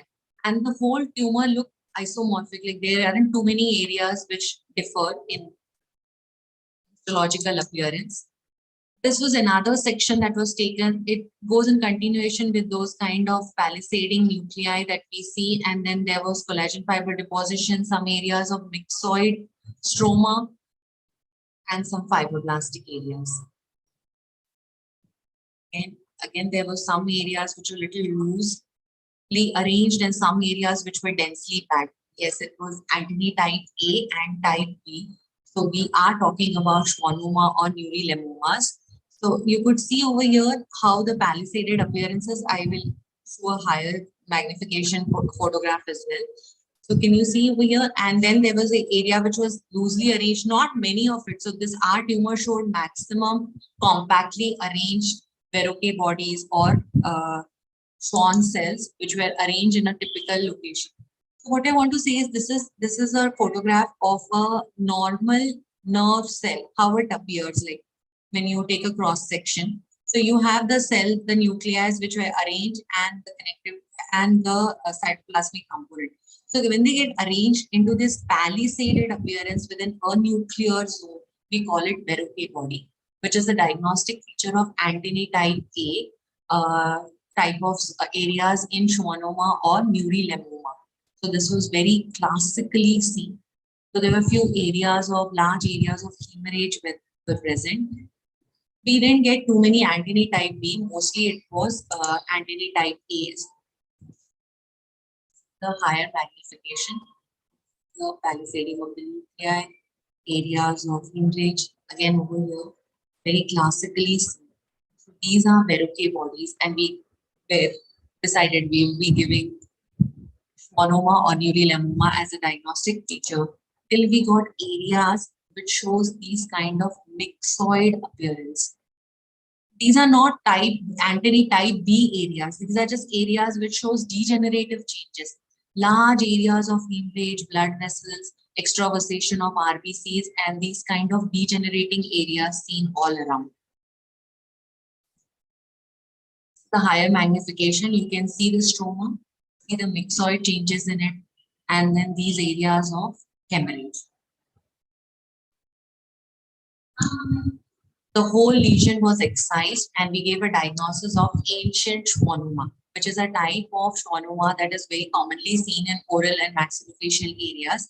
And this was a picture which shows that the facial nerve was spared. So intraparotid schwannomas are a rarity, and especially if it is incorporating within the, originating from the facial nerve and involving the whole of parotid, it only like 1% of the schwannomas occurring in head and neck areas are these, but it has good prognosis. So the final diagnosis given was of ancient schwannoma. Continuing with the same phase where you see a mass which is predominantly in the area of salivary gland, and mostly would have had salivary gland diagnosis. We had another case of a very young individual, 17-year-old patient, who had a lesion since past 1 year. Now, most of my cases, there was a delay in diagnosis because the patient didn't report back because of the COVID situation. So the clinical impression was of pyogenic granuloma. There was no significant self-history or family history, medical history. There was no history of COVID, nothing. It's just a small lesion which has gradually increased in size, which was asymptomatic, involving 2.6 to 2.8 in the maxillary area. So we thought it is pyogenic granuloma. There was no bleeding around it. There was no stalk. So it was completely sessile. It was not pedunculated, but no surface ulceration. No, patient was completely asymptomatic. So we excised the whole lesion.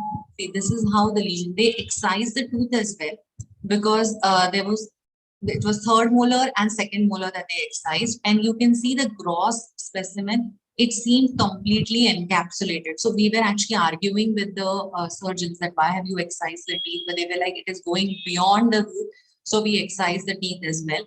And it showed a white glistening surface. This is something that you should look out for when you are doing the grossing, because sometimes if you see hemorrhagic areas or if you see pyogenic granulomas, they're generally pretty soft in consistency, and you can feel that it probably had hemorrhagic component, whereas this surface showed glistening white areas and it was soft to firm in consistency. When we did the microscopic analysis, the overlying epithelium was seen, which was slightly proliferative, hyperparakeratotic epithelium, and you had a Gren zone where there was no lesion seen. And towards the area, towards the deeper aspect of the lesion, we saw a large cellular tissue. You see over here, highly cellular tissue where you see these proliferation of fibroblasts or spindle-shaped cells. Like in cases of schwannoma, we could just see the palisading appearance of the nuclei. But here we can make out the shape of the cells, which is little spindle-shaped and compactly, densely arranged. Like this. We have the cells which are going like this, and there are some areas interspersed between these vesicles which showed a different presentation. And this was the picture homogeneously throughout the section. There weren't too many changes in it. The collagen here appears different, it seems branched. And this was the picture, higher magnification of this. So you see the cells which are very prominent, very specific type of nuclei which are blunt in one end, and there are these other type of cells which are seen. And these nuclei have a slight bend, so which is also known as diving dolphin type of nuclei according to some pathologists, where you have a slight bend that is seen towards one end. So this was neural tumor, or we were looking at, or neurofibromas, which has a slightly bent nuclei and more serpentine kind of nuclei, which is taught to us generally during our pathology postings. See this? Whereas this was a cut section of the nerve where you had few other different kind of cells, you had blood vessels, and you had a lot of fibroblasts that were proliferating. A diagnosis of neurofibroma was given for this. Another aspect, see there are some myxoid changes we can see over here. Now neurofibromas can show you myxoid changes, can show you a lot of mast cells, blood vessels, fibroblasts, and the collagen which appears slightly different, which is also known as shredded carrot collagen. And the cells are not uniformly present. Same type of cells are not seen. You see different type of nuclei, different types of cells over there. This large area of hemorrhage and some degeneration was also seen. But the duration of the lesion was only for 1 year. And there was no other lesion seen throughout the body. Period S100, which stained the Schwann cells sporadically, is not present generalized. And we gave final diagnosis of neurofibroma. So I want to take 1 minute and tell the difference when we see neurilemoma and neurofibroma. So when it is neurilemoma, this is your axon and this is the Schwann sheath that is covering the entire axon. So if the tumor is of the Schwann cells, you see those cells present over there, and depending on the section, you see type A and type B. But when it is neurofibromas, you will see the nerve proliferation, the axon proliferation, the Schwann cell proliferation, as well as the endoneurium that proliferates. So this is the basic difference that you have, though both neurilemoma and neurofibromas are common, neurilemoma being more common than neurofibromas. But in both the cases, the lesions were present, like one was present in the palate and one was present in the parotid. So the first diagnosis was a salivary gland lesion or a salivary gland tumor, and it turned out to be neural tumors. Just sometimes the clinico-pathological correlation doesn't exactly give you what you would expect it under this microscope. The lesion was excised, and actually nowadays sometimes we do this for regenerative purposes. A buccal pad of fat was taken and was used as a graft material. The patient is hale and hearty. He's under the follow-up and he's okay. He has not developed any recurrence, any other lesion as of now. Coming to a fourth case, which is probably the most difficult case that we diagnosed, and we took a lot of help from the general pathologist as well as took a second opinion as well, was the case of this 50-year-old male patient. Actually, the patient had reported to us last year in January. We did a big follow-up in this case, but the first time when you see this patient and he comes and he says that he doesn't have any pain, but he wanted to get a filling done and he wanted to remove this crown. He thought probably the gingival growth is because of this crown and get a cleaning, that's all. So when he came to us, it just looked like general periodontitis. It looked a little suspicious as well because there was no interdental papilla here. So the patient had history of smoking. So we were not very sure what are we looking at, or when the periodontist also called us to see where should we take the biopsy from, or do you require a biopsy or just a generalized scaling would do. So we advised complete scaling and all, but the lesion didn't regress. And we actually took biopsy from this side and this side. We had to give candid oral ointment also to the patient because there's candidal involvement here, and just look at the periodontal. It looks like periodontitis, but in the second go, if you look carefully, it's not a typical case of generalized periodontitis. Sometimes in HIV also this kind of picture is seen, where you have this necrotic bone loss, and it doesn't always appear very black and all, but you do get these kind of picture where there is complete bone loss but no pocket as such. So we ruled out the HIV status of the patient, and we got some other blood biochemical findings which were surprising, which we will be discussing later. So the patient had serum acetylene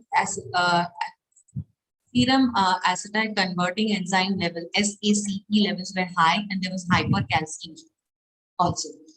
So once we took the biopsy from these two cases, we received the biopsy, 2 bits of it, and then we looked it under the microscope, and this is what we got. The epithelium was present, and this whole area showed inflammatory component. So at first go, you look at it, you think it is a chronic inflammatory lesion. Anyway, the clinical appearance was similar to that. You had gingival proliferation, and then you had a periodontitis like. But if you look very carefully, there are different areas in this. If it's easy to appreciate, can you see this area? Or can you see this area? So you see a lot of cells. This is also very, very cellular, but the cells are different. Here you have small lymphocytic or infiltrative or chronic inflammatory cells that are seen. You have some blood vessels, and you have these kind of lighter staining areas. Can you see this areas? So which we also missed in the first go, to be very honest. And then we looked at different sections of it. So it showed similar picture, like there's some areas which seem little fuzzy, and then the whole area showed inflammatory cells, primarily lymphocytes.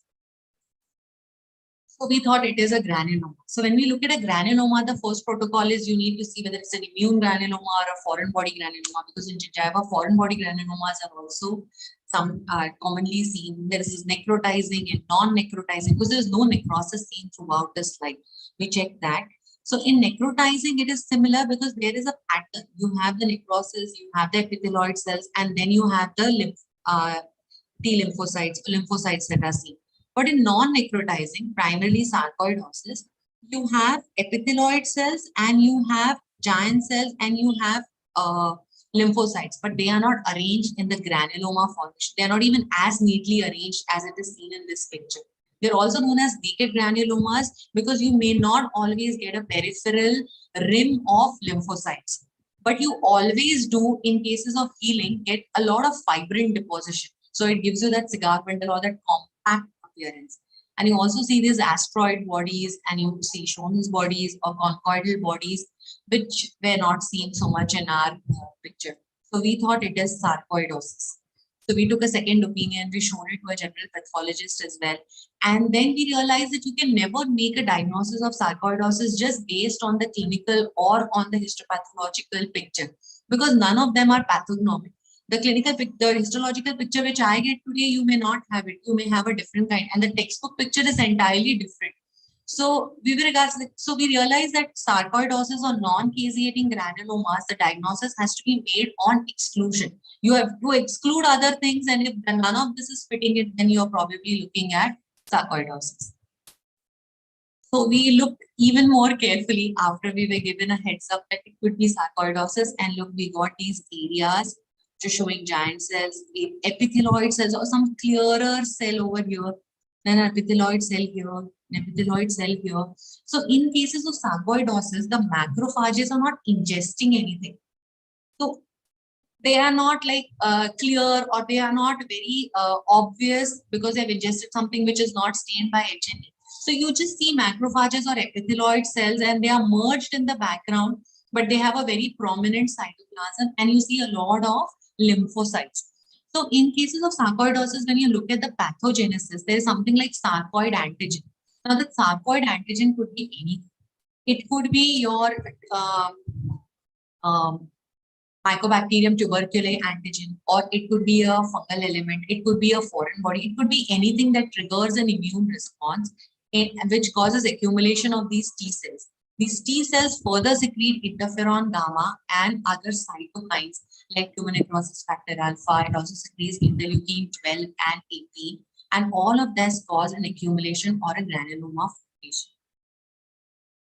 Further going, we saw some of these cells, which we were not sure whether we can call them asteroid bodies, which are characteristic features seen in sarcoidosis.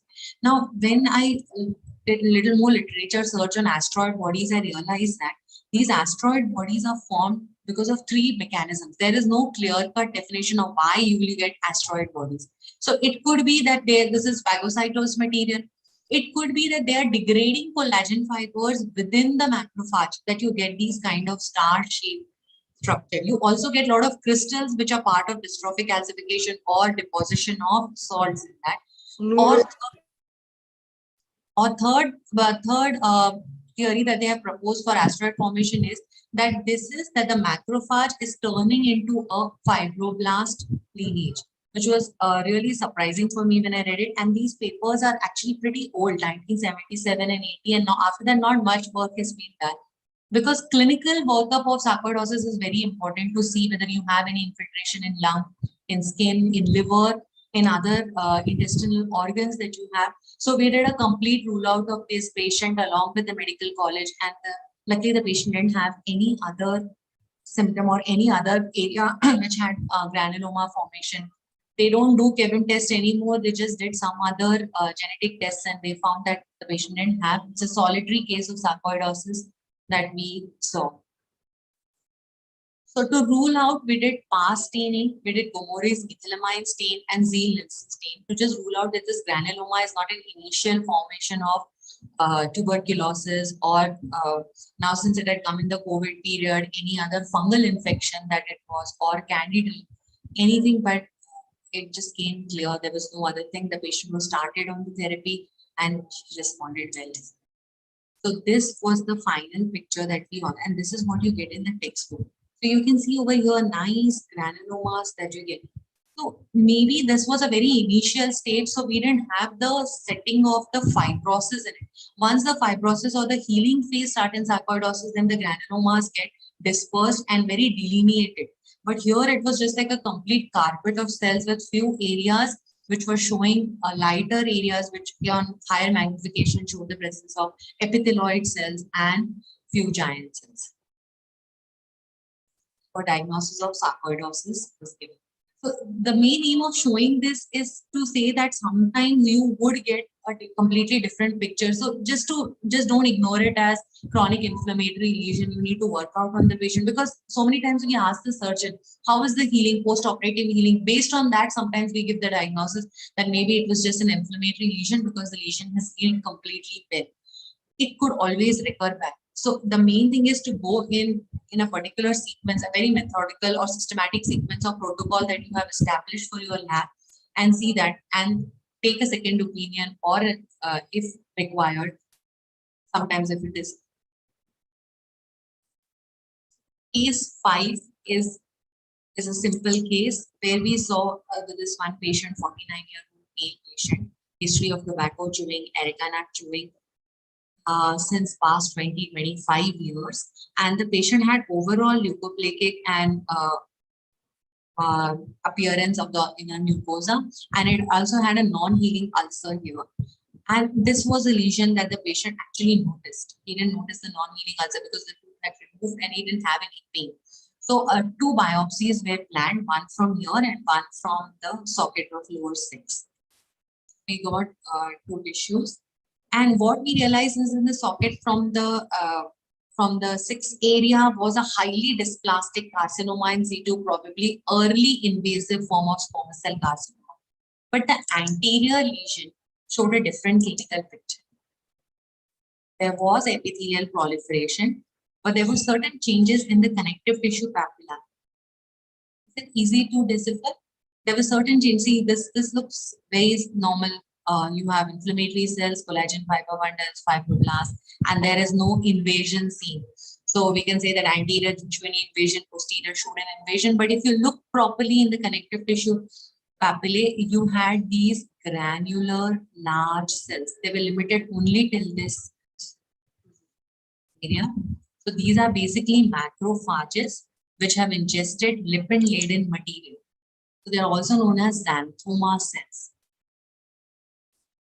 Nuclei and these cells, how it appears in the routine HME theme. Again, the etiology of verruciform xanthoma, the diagnosis was given as verruciform xanthoma, is not completely known, but it is hypothesized that the keratin becomes antigen. So the T lymphocytes basically recruit these macrophages to that site. So and also neutrophils. So the macrophages are recruited by this monocyte chemotactin protein, MCP1, which has the CCR2 receptor. So that is why most of these macrophages are recruited only into the subepithelial connective tissue papilla layer. And when these macrophages are recruited, they ingest this, when the keratinocyte disintegrate, they ingest the lipid protein that is present in the cell membrane, and when stained with H&E appears like this. But if you look into the literature by Raval et al. Or by Zugergi et al., they have shown that most of these lesions are associated with some form of epithelial dysplasia or epithelial alteration. So you see a lot of verruciform xanthoma associated with lichen planus, associated with pemphigus, and now in our case, it was associated with an early invasive or carcinoma in situ diagnosis that was given. So this could be that the epithelial changes brings about this kind of change in the connective tissue with the attempt by the body to limit or circumscribe that the entire lesion so it doesn't progress. An interesting finding that we got in verruciform xanthoma, which was otherwise a very classical form of slide, was these kind of inclusions at the top of the epithelium. These are nothing but neutrophil abscesses, also known as Monroe's abscesses, but these are present only in the topmost layer of the epithelium. And then later on, digging on the literature also revealed that these T lymphocytes release interleukin 2, which is also responsible for neutrophil migration. So you get these neutrophil abscesses, epithelial abscesses in the verruciform xanthoma. It was an interesting case that had just come in our department. So final diagnosis of verruciform xanthoma was given. Coming to the sixth and the last case for today, we had a 12-year-old boy who had come, and basically these are the premolars, and the first molar was the primary molar was extracted. The primary E was extracted, was the first molar, and the premolars had come. So the patient had come reporting there was no pain. The patient was asymptomatic, and the parents had got him here because this is a small mass, and they were not sure if a tooth is erupting in this area. So we took an X-ray. There was no tooth, so probably he required a space maintainer. So what we did, or he had got his this looked like a second molar. So he's got his first molar extracted. So we just took this tissue, and it showed epithelium and connective tissue. So we thought, okay, this looks more like a fibroma kind of thing where you see epithelial proliferation, you see a lot of collagen fiber proliferation, and you see this tiny bit of odontogenic cell, looking like odontogenic cells. We were still not very sure. Deeper section revealed kind of odontogenic rest. Odontogenic rest. The darkly staining nuclei, you see the cytoplasm which appears vacuolated or clear, probably because of glycogen deposition. Very commonly seen with cases of odontogenic here as well. Other section reveals areas of odontogenic epithelium. So now, considering the age of the patient and considering we had a missing tooth over there, we were not sure whether this is part of odontogenic rest over there. But then we also saw a few areas which showed calcification. And this is the epithelium in high power. You can see that epithelium which proliferates down. So many times we say for odontogenic cysts and fibromas, odontogenic cysts and tumors, that it derives from the basal layer of the overlying epithelium. It just looked like transforming into odontogenic epithelium, and there were odontogenic rests over here. And then areas of calcification. Easy, this was fibromatous component, peripheral, showed an overlying epithelium, showed a lot of odontogenic epithelial rests, and areas of calcification. So this was an epithelium-rich type of odontogenic fibroma. Another section.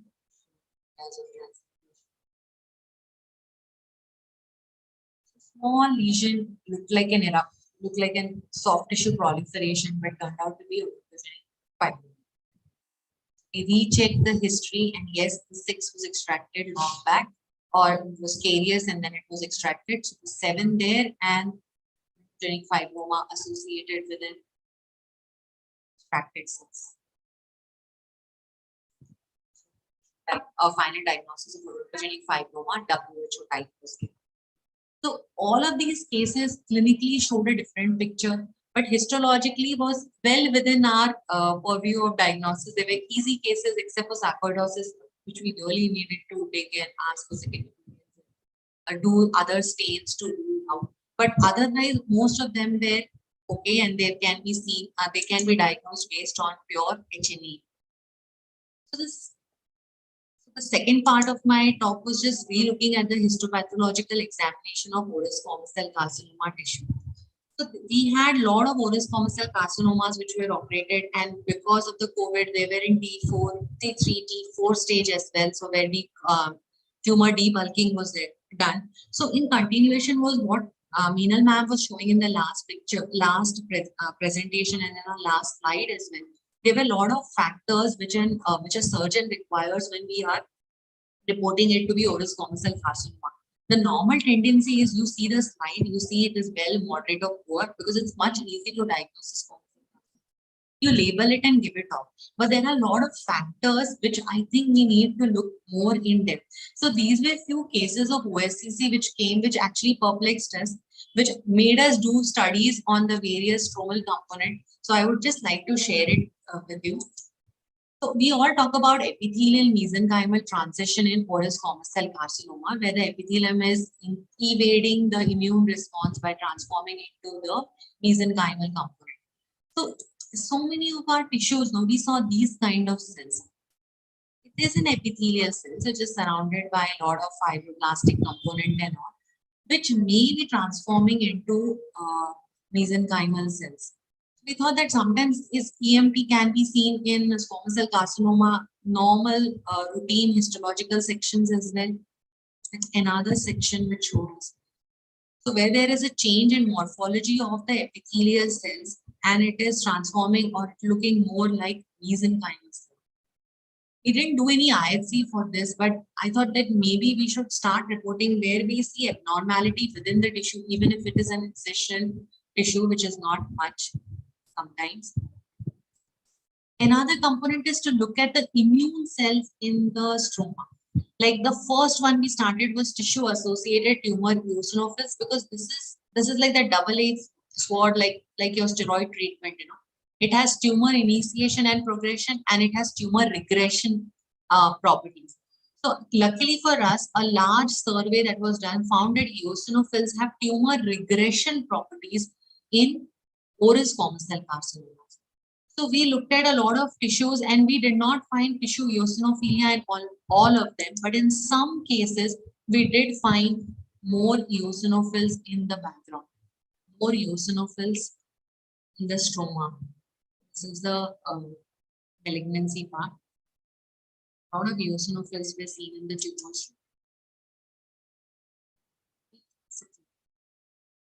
So now one of our students is doing this project to try and see how the eosinophilia, especially the tissue-associated eosinophilia or TATE that we call it, is responsible for maybe invasion or increased aggressiveness of the tumor, or a direct invasion or submandibular gland in the salivary glands or into the lymph nodes, neck node invasion and all.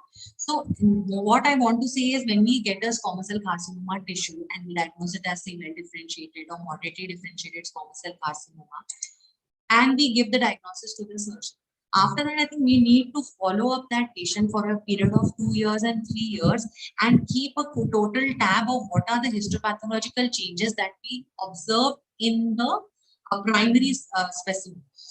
Like one was tissue eosinophilia. We can go ahead and do a comprehensive analysis of how many cases we saw tissue eosinophilia. What was the prognosis of the case? Did the case recur back?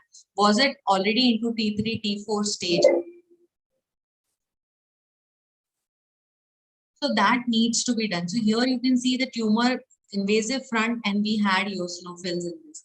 The second thing that we had was we saw clear cells or glassy appearance in oral squamous cell carcinoma. There was a lot of debate that took place in our department whether this is squamous cell carcinoma or we're looking at adenoid variant, or have we discovered a clear cell variant. And this was just a part of the big squamous cell carcinoma picture that we had. It was a moderately differentiated squamous cell carcinoma. And look at the cells that we had. Gingivo-buccal complex, patient gives history of tobacco chewing, areca nut chewing, everything.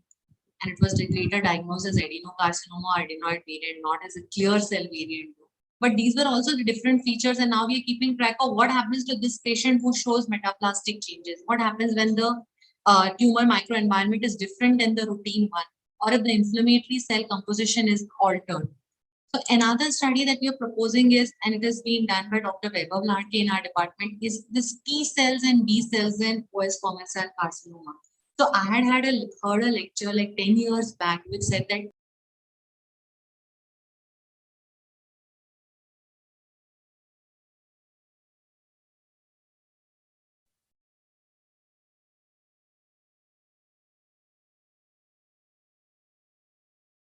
Ma'am.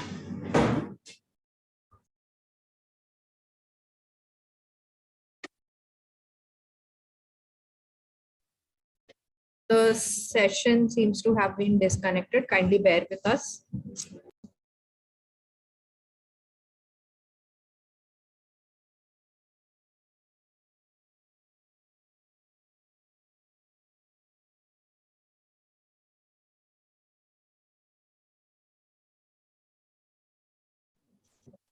You can kindly post your questions to Dr. Supriya Kheos ma'am in the chat box, please. You can do the same in the live session on YouTube also.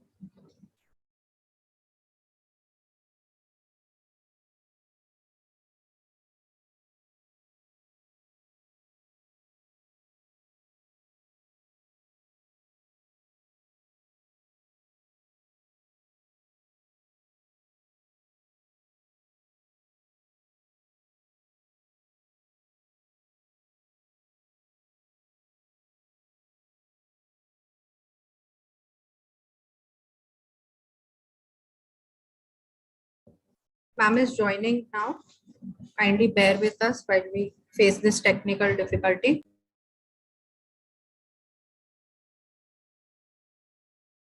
You can post all your queries and questions to Dr. Supriya Kheos ma'am in the chat box, please.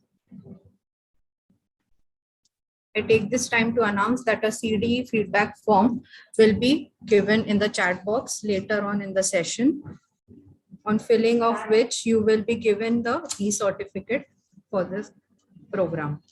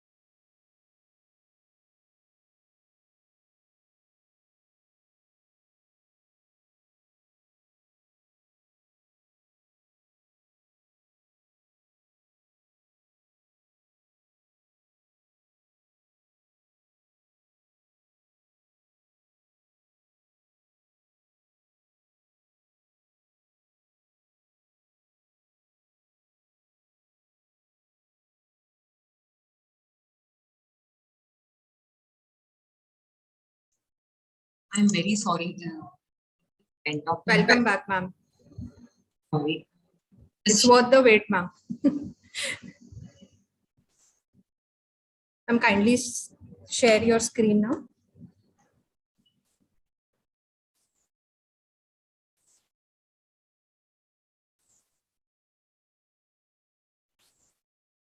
Addressing to the suggestion by Dr. Revati Deshmukh, ma'am, we will be sharing the CD feedback forms via mail as well, ma'am, to all the registered delegates.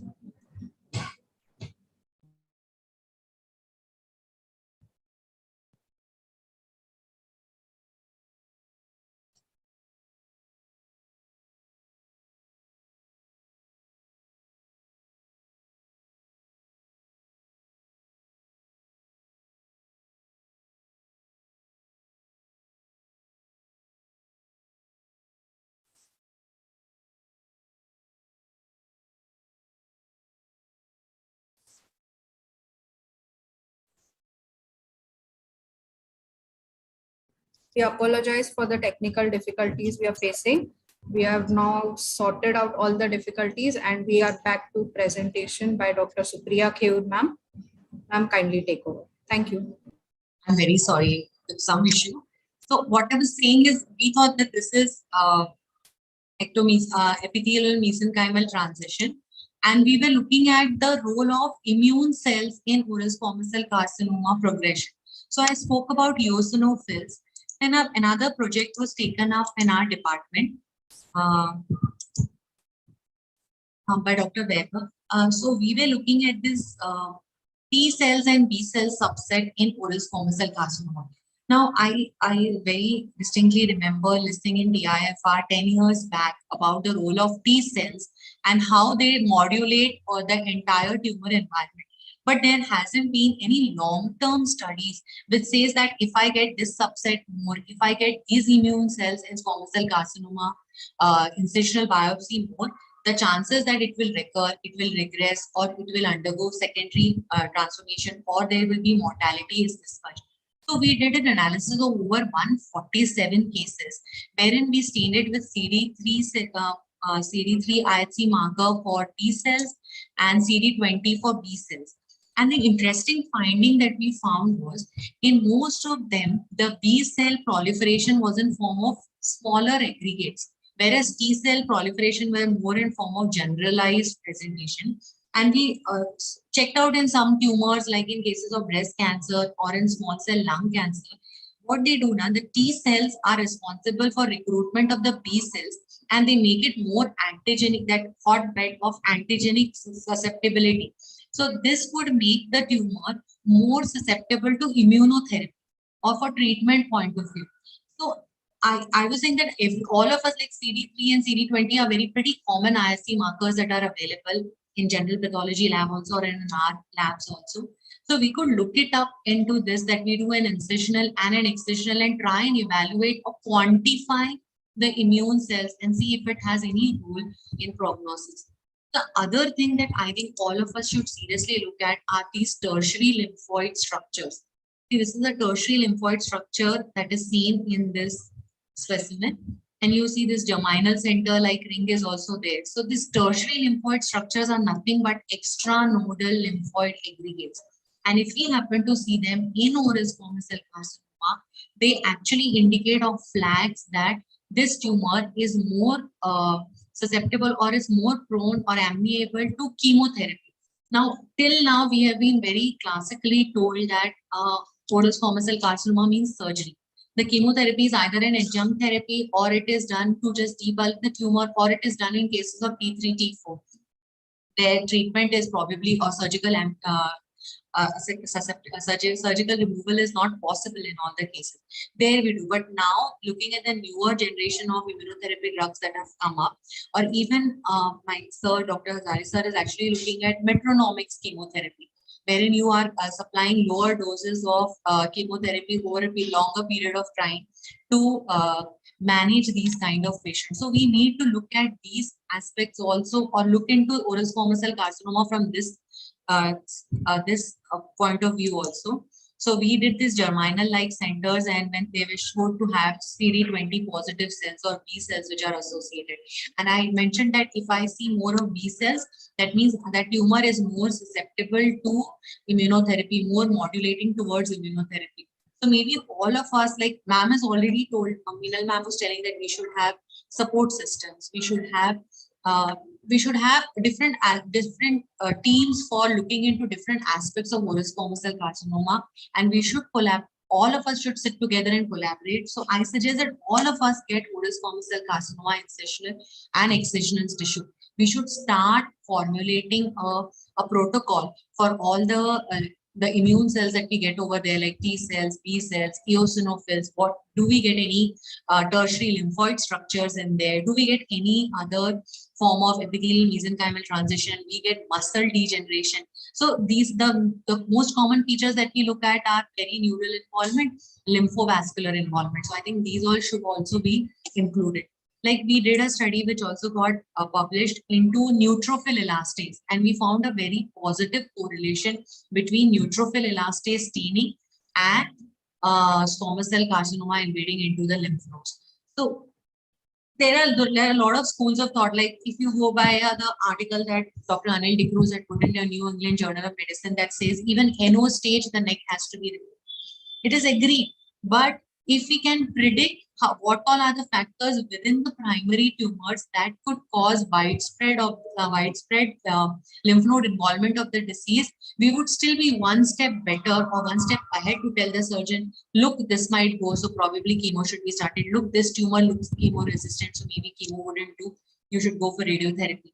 Or as in take a very active role in deciding the treatment protocol and deciding the prognosis and overall for long-term follow-up of these patients. So just to carry the message home, I think that OSCC report should have the following things checked. Whether you see any tertiary lymphoid structure, because that would make it more amenable to any form of chemo. What is the lymphocyte distribution? Do we see more T cells or we see more B cells? If we see more B cells, again further as per the literature, the tumor is not chemo resistant. It is susceptible to chemotherapeutic treatment that can be given. What is the neutrophil and eosinophil distribution that we see? Higher number of neutrophils and eosinophils in oral cell carcinoma can have a protective effect. Though there are a lot of debate about the role of neutrophils and neutrophil elastase and eosinophils in various other tumors, but most of the studies have been done in germ cell tumors and breast cancers and all, where you very actively give chemo. But I think we should start looking at oral squamous cell carcinoma in a different form. And the most important is margin assessment. This is very, very important. Just seeing it as positive, negative, or you see this plastic epithelium in the margin or whatever, we need to sit back and make a small group that says margin assessment, because this is very, very important, which is the main reason why most of the tumors recur. So what I would want to say or conclude my whole talk as that we have two different group of tissues or group of structures that are generally seen in our practice. So as of now, just seeing the microscopic slide should not be enough. Seeing the patient is very important. Following up the patient is very important. So we have a lot of raw data, but we do not have structured data which would get us good publications or which get us more peer support from all over the world. So we need to have a proper assessment of the squamous cell carcinoma tissue, and in which we would be able to mark the prognostic features, which would over a period of time do a lot of good to the patient as well as to our. Thank you so much.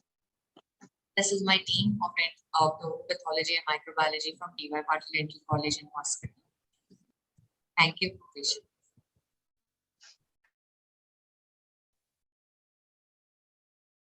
Thank you, ma'am. Thank you for your wonderful, valuable talk and an excellent slide seminar in which we saw classical histopathological pictures, but the cases were disguised in their clinical presentations. Thank you, ma'am. Over to Dr. Sangeeta Patankar, ma'am.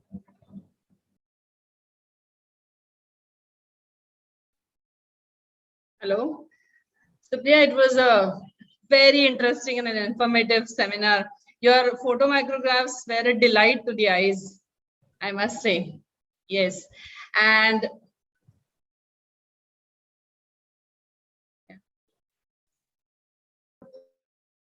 Ma'am, we can hear you. You may proceed. can you hear? Yes, ma'am, loud and clear. Please go ahead. So I must say, Supriya, your photomicrographs in your slide seminar were a delight to the eyes. I think everybody agrees to that. If somebody has such good photomicrographic representations in one's publication, I'm sure you will not have any problem with any international publication. Yes, and Supriya has shown that you should not settle for anything which is mediocre. It was the best presentation I have really seen so far. Yeah, and you have really done a very meticulous workup of each case. And this is how it should be, a clinico-pathological correlation. And I'm sure you are a true inspiration to all the young and budding oral pathologists all over India, I must say. So thank you. Your student only. Yes, and since she is mentioning that, I will say here that I had seen spark in her right in third year when she was in my batch. So I knew that she's going to be really good in whichever field she chooses. So it was really good to have you with us. And thank you for sharing information about all your slides to all the pathologists. Yeah, thank you. I thank Dr. Patankar ma'am for her kind words. We now move on to the question answer session. It looks like we have a few questions for Dr. Supriya Kevu ma'am. Ma'am, kindly answer the same. It would be of great help to all the delegates. The first question is from Dr. Rahul. Sir asks, ma'am, the sarcoidosis case, how can we distinguish that with Regener's granulomatosis or orofacial granulomatosis?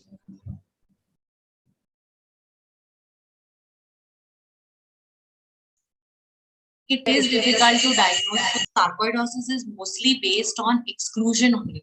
So Wegener's granulomatosis and or orofacial granulomatosis will show you proper granuloma formation. Over here now we did see some asteroid bodies, and we did this Gomory's methylamine silver and Zeal-Nelson stain to rule out the tuberculous or caseating form of granulomas as well as the fungal granulomas. So Wegener's granuloma, also the location. Most was for orofacial or Wegener's granulomatosis, the location is generally in the midline, more commonly in the palate, as compared to this case that we had. Though sarcoidosis, you can see the presentation in the palate, in the buccal mucosa. Gingiva is actually a very rare form of sarcoidosis that is seen now. Up till now, only 70 cases have been reported there. So it is difficult. It is more on exclusion. Plus, our patient serum angiotensin converting enzyme SACE levels and hypercalcemia was present, which would not be there in cases of orofacial granulomatosis and Wegener's granulomatosis. This answer.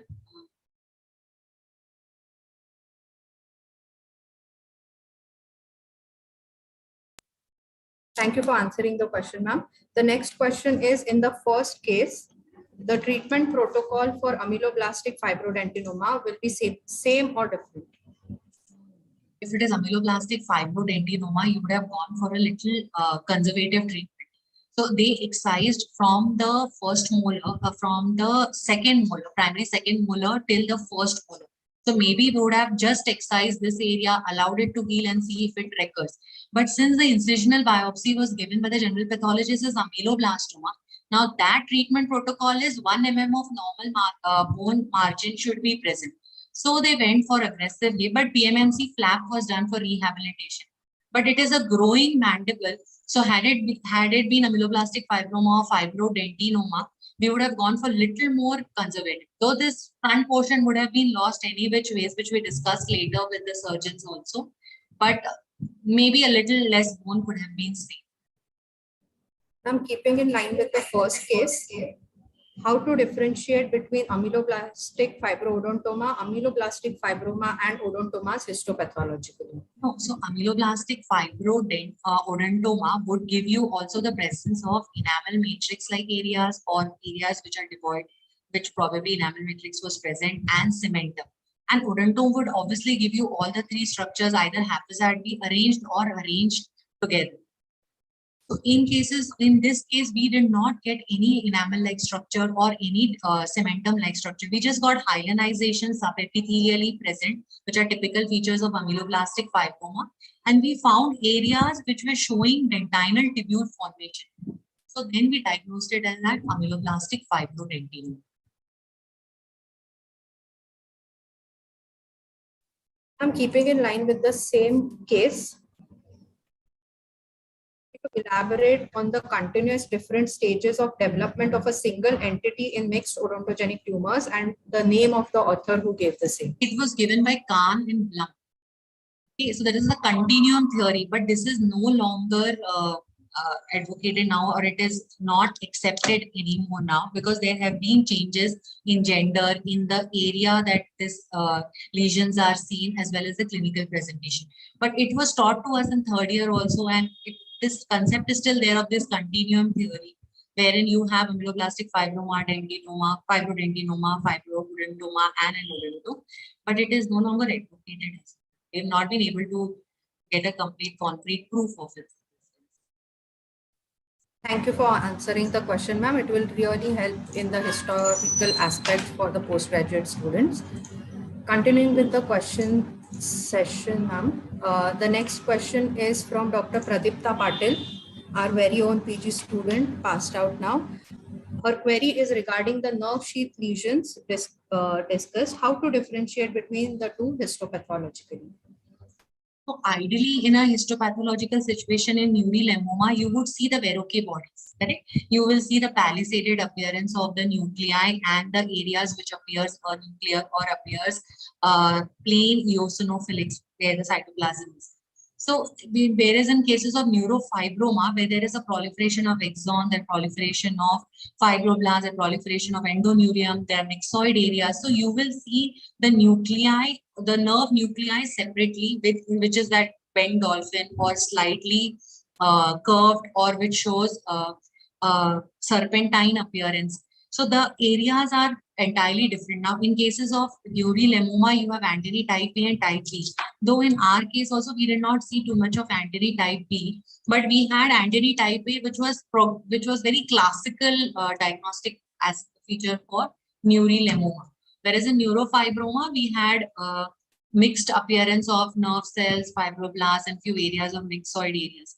Plus, if you do S100 staining, which is also commonly available in ISC, in neurolemoma, you will see a lot of staining of S100, which will be more sporadic and discontinuous in cases of neurofibroma, because one is completely Schwann cell tumor and the other is a mixed tumor.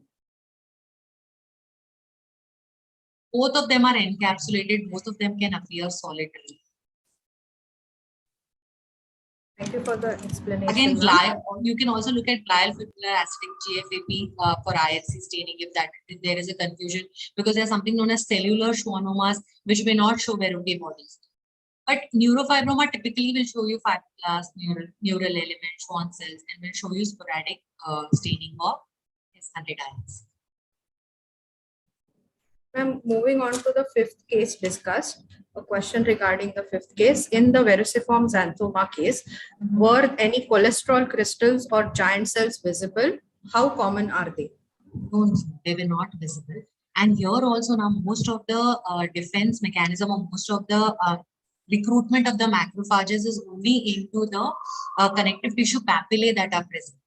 Correct. So it is not basically an inflammatory lesion, though the etiology is really not known. But what they are seeing, that something becomes antigenic and there is an immune response to it in the form of these T cells recruiting the macrophages in that area, which ingest the degraded or disseminated epithelial cells, especially the lipid part of it, which is the part of the cell membrane, and gives you these xanthoma cell or foamy cell appearance. There were no cholesterol crystals. Thus, the deeper areas appear pretty normal.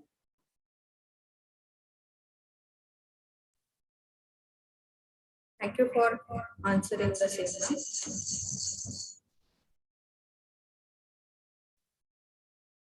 It was a delight to listen to you, and I'm sure the postgraduate students must have been introduced to many different words today, right from diving dolphin, carrot collagen to asteroid bodies.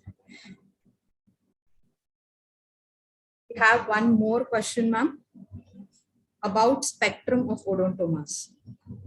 If you could elaborate on the same. Oh, if I get you correct, you need to say the classification, like you have complex and compound odontomes, and you also have a hybrid odontomes. You have complex composite odontomes.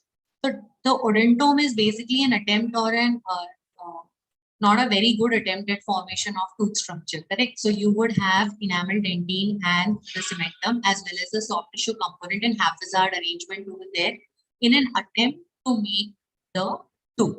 So if you can make a tooth, it becomes a supernumerary tooth or an actual tooth, whereas the rest of it is just a part of the tooth to have the deposition of all the three elements.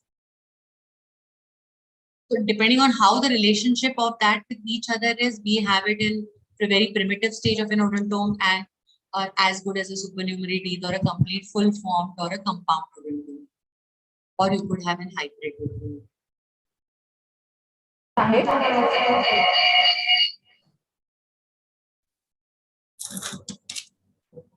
Thank you, ma'am. I think we have cleared all the questions and thank you for answering the same, ma'am. We now move on to the felicitation ceremony.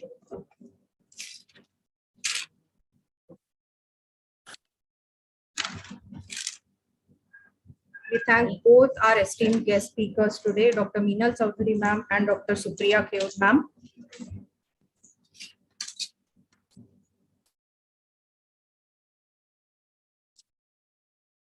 Kindly accept a token of appreciation from our side to Dr. Meenal Chaudhary ma'am. Thank you. Thank you so much.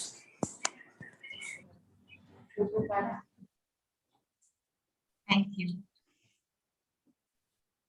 And I'm sure all the delegates have been introduced to an innovative approach looking towards OSCC today, not only in the post-operative care, but also a new look in the histopathological examination of oral squamous cell carcinomas.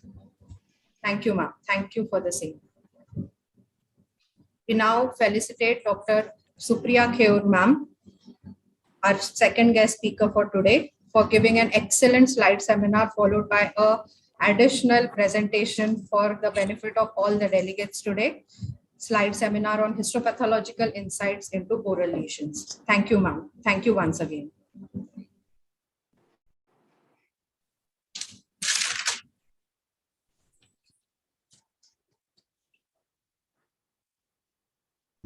With this, we have come to the end of our program today. I would like to thank, sorry, ma'am. Please, yes, please also give thanks to Dr. Shenwa, please. Yes, ma'am. Sure, ma'am. I'm about to. Thank you. I would like to thank everyone who made this program possible. A special mention to our guest speakers and delegates from all over India. We are delighted to announce that this program has been approved by our Maharashtra State Dental Council, and we thank our observer, Dr. Shailesh Shenwa sir, for joining for the complete session, and a special thank you to you, sir. Delighted to have you. We are delighted to have you. We are delighted to announce that this session is. We are delighted to announce that this session has been approved by Maharashtra State Dental Council for a total of 4 credit points. So I'm sure all the delegates will take good use of the certificate as well. Thank you to all once again. If I could request all the delegates for just a few seconds to put on their videos on. We would take a common group photograph, and that will help in the documentation purpose. Kindly switch on the video call.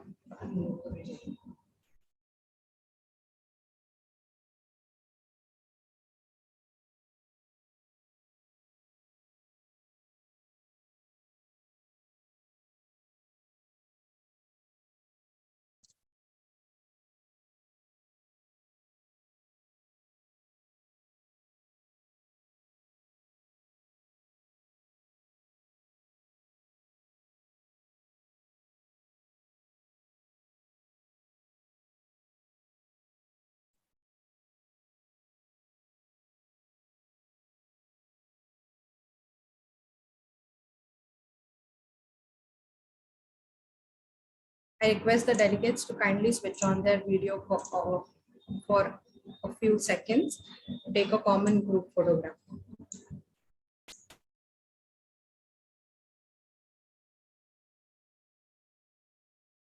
So good to see and meet all of you virtually. Hoping to see you all in person soon at some CD event organized by our college, or we would really love to travel and come to your colleges as well. Thank you all for being a very delightful audience. Thank you, everyone. It was a pleasure being with you today. Have a great day and hope to see you all again next time soon. Thank you.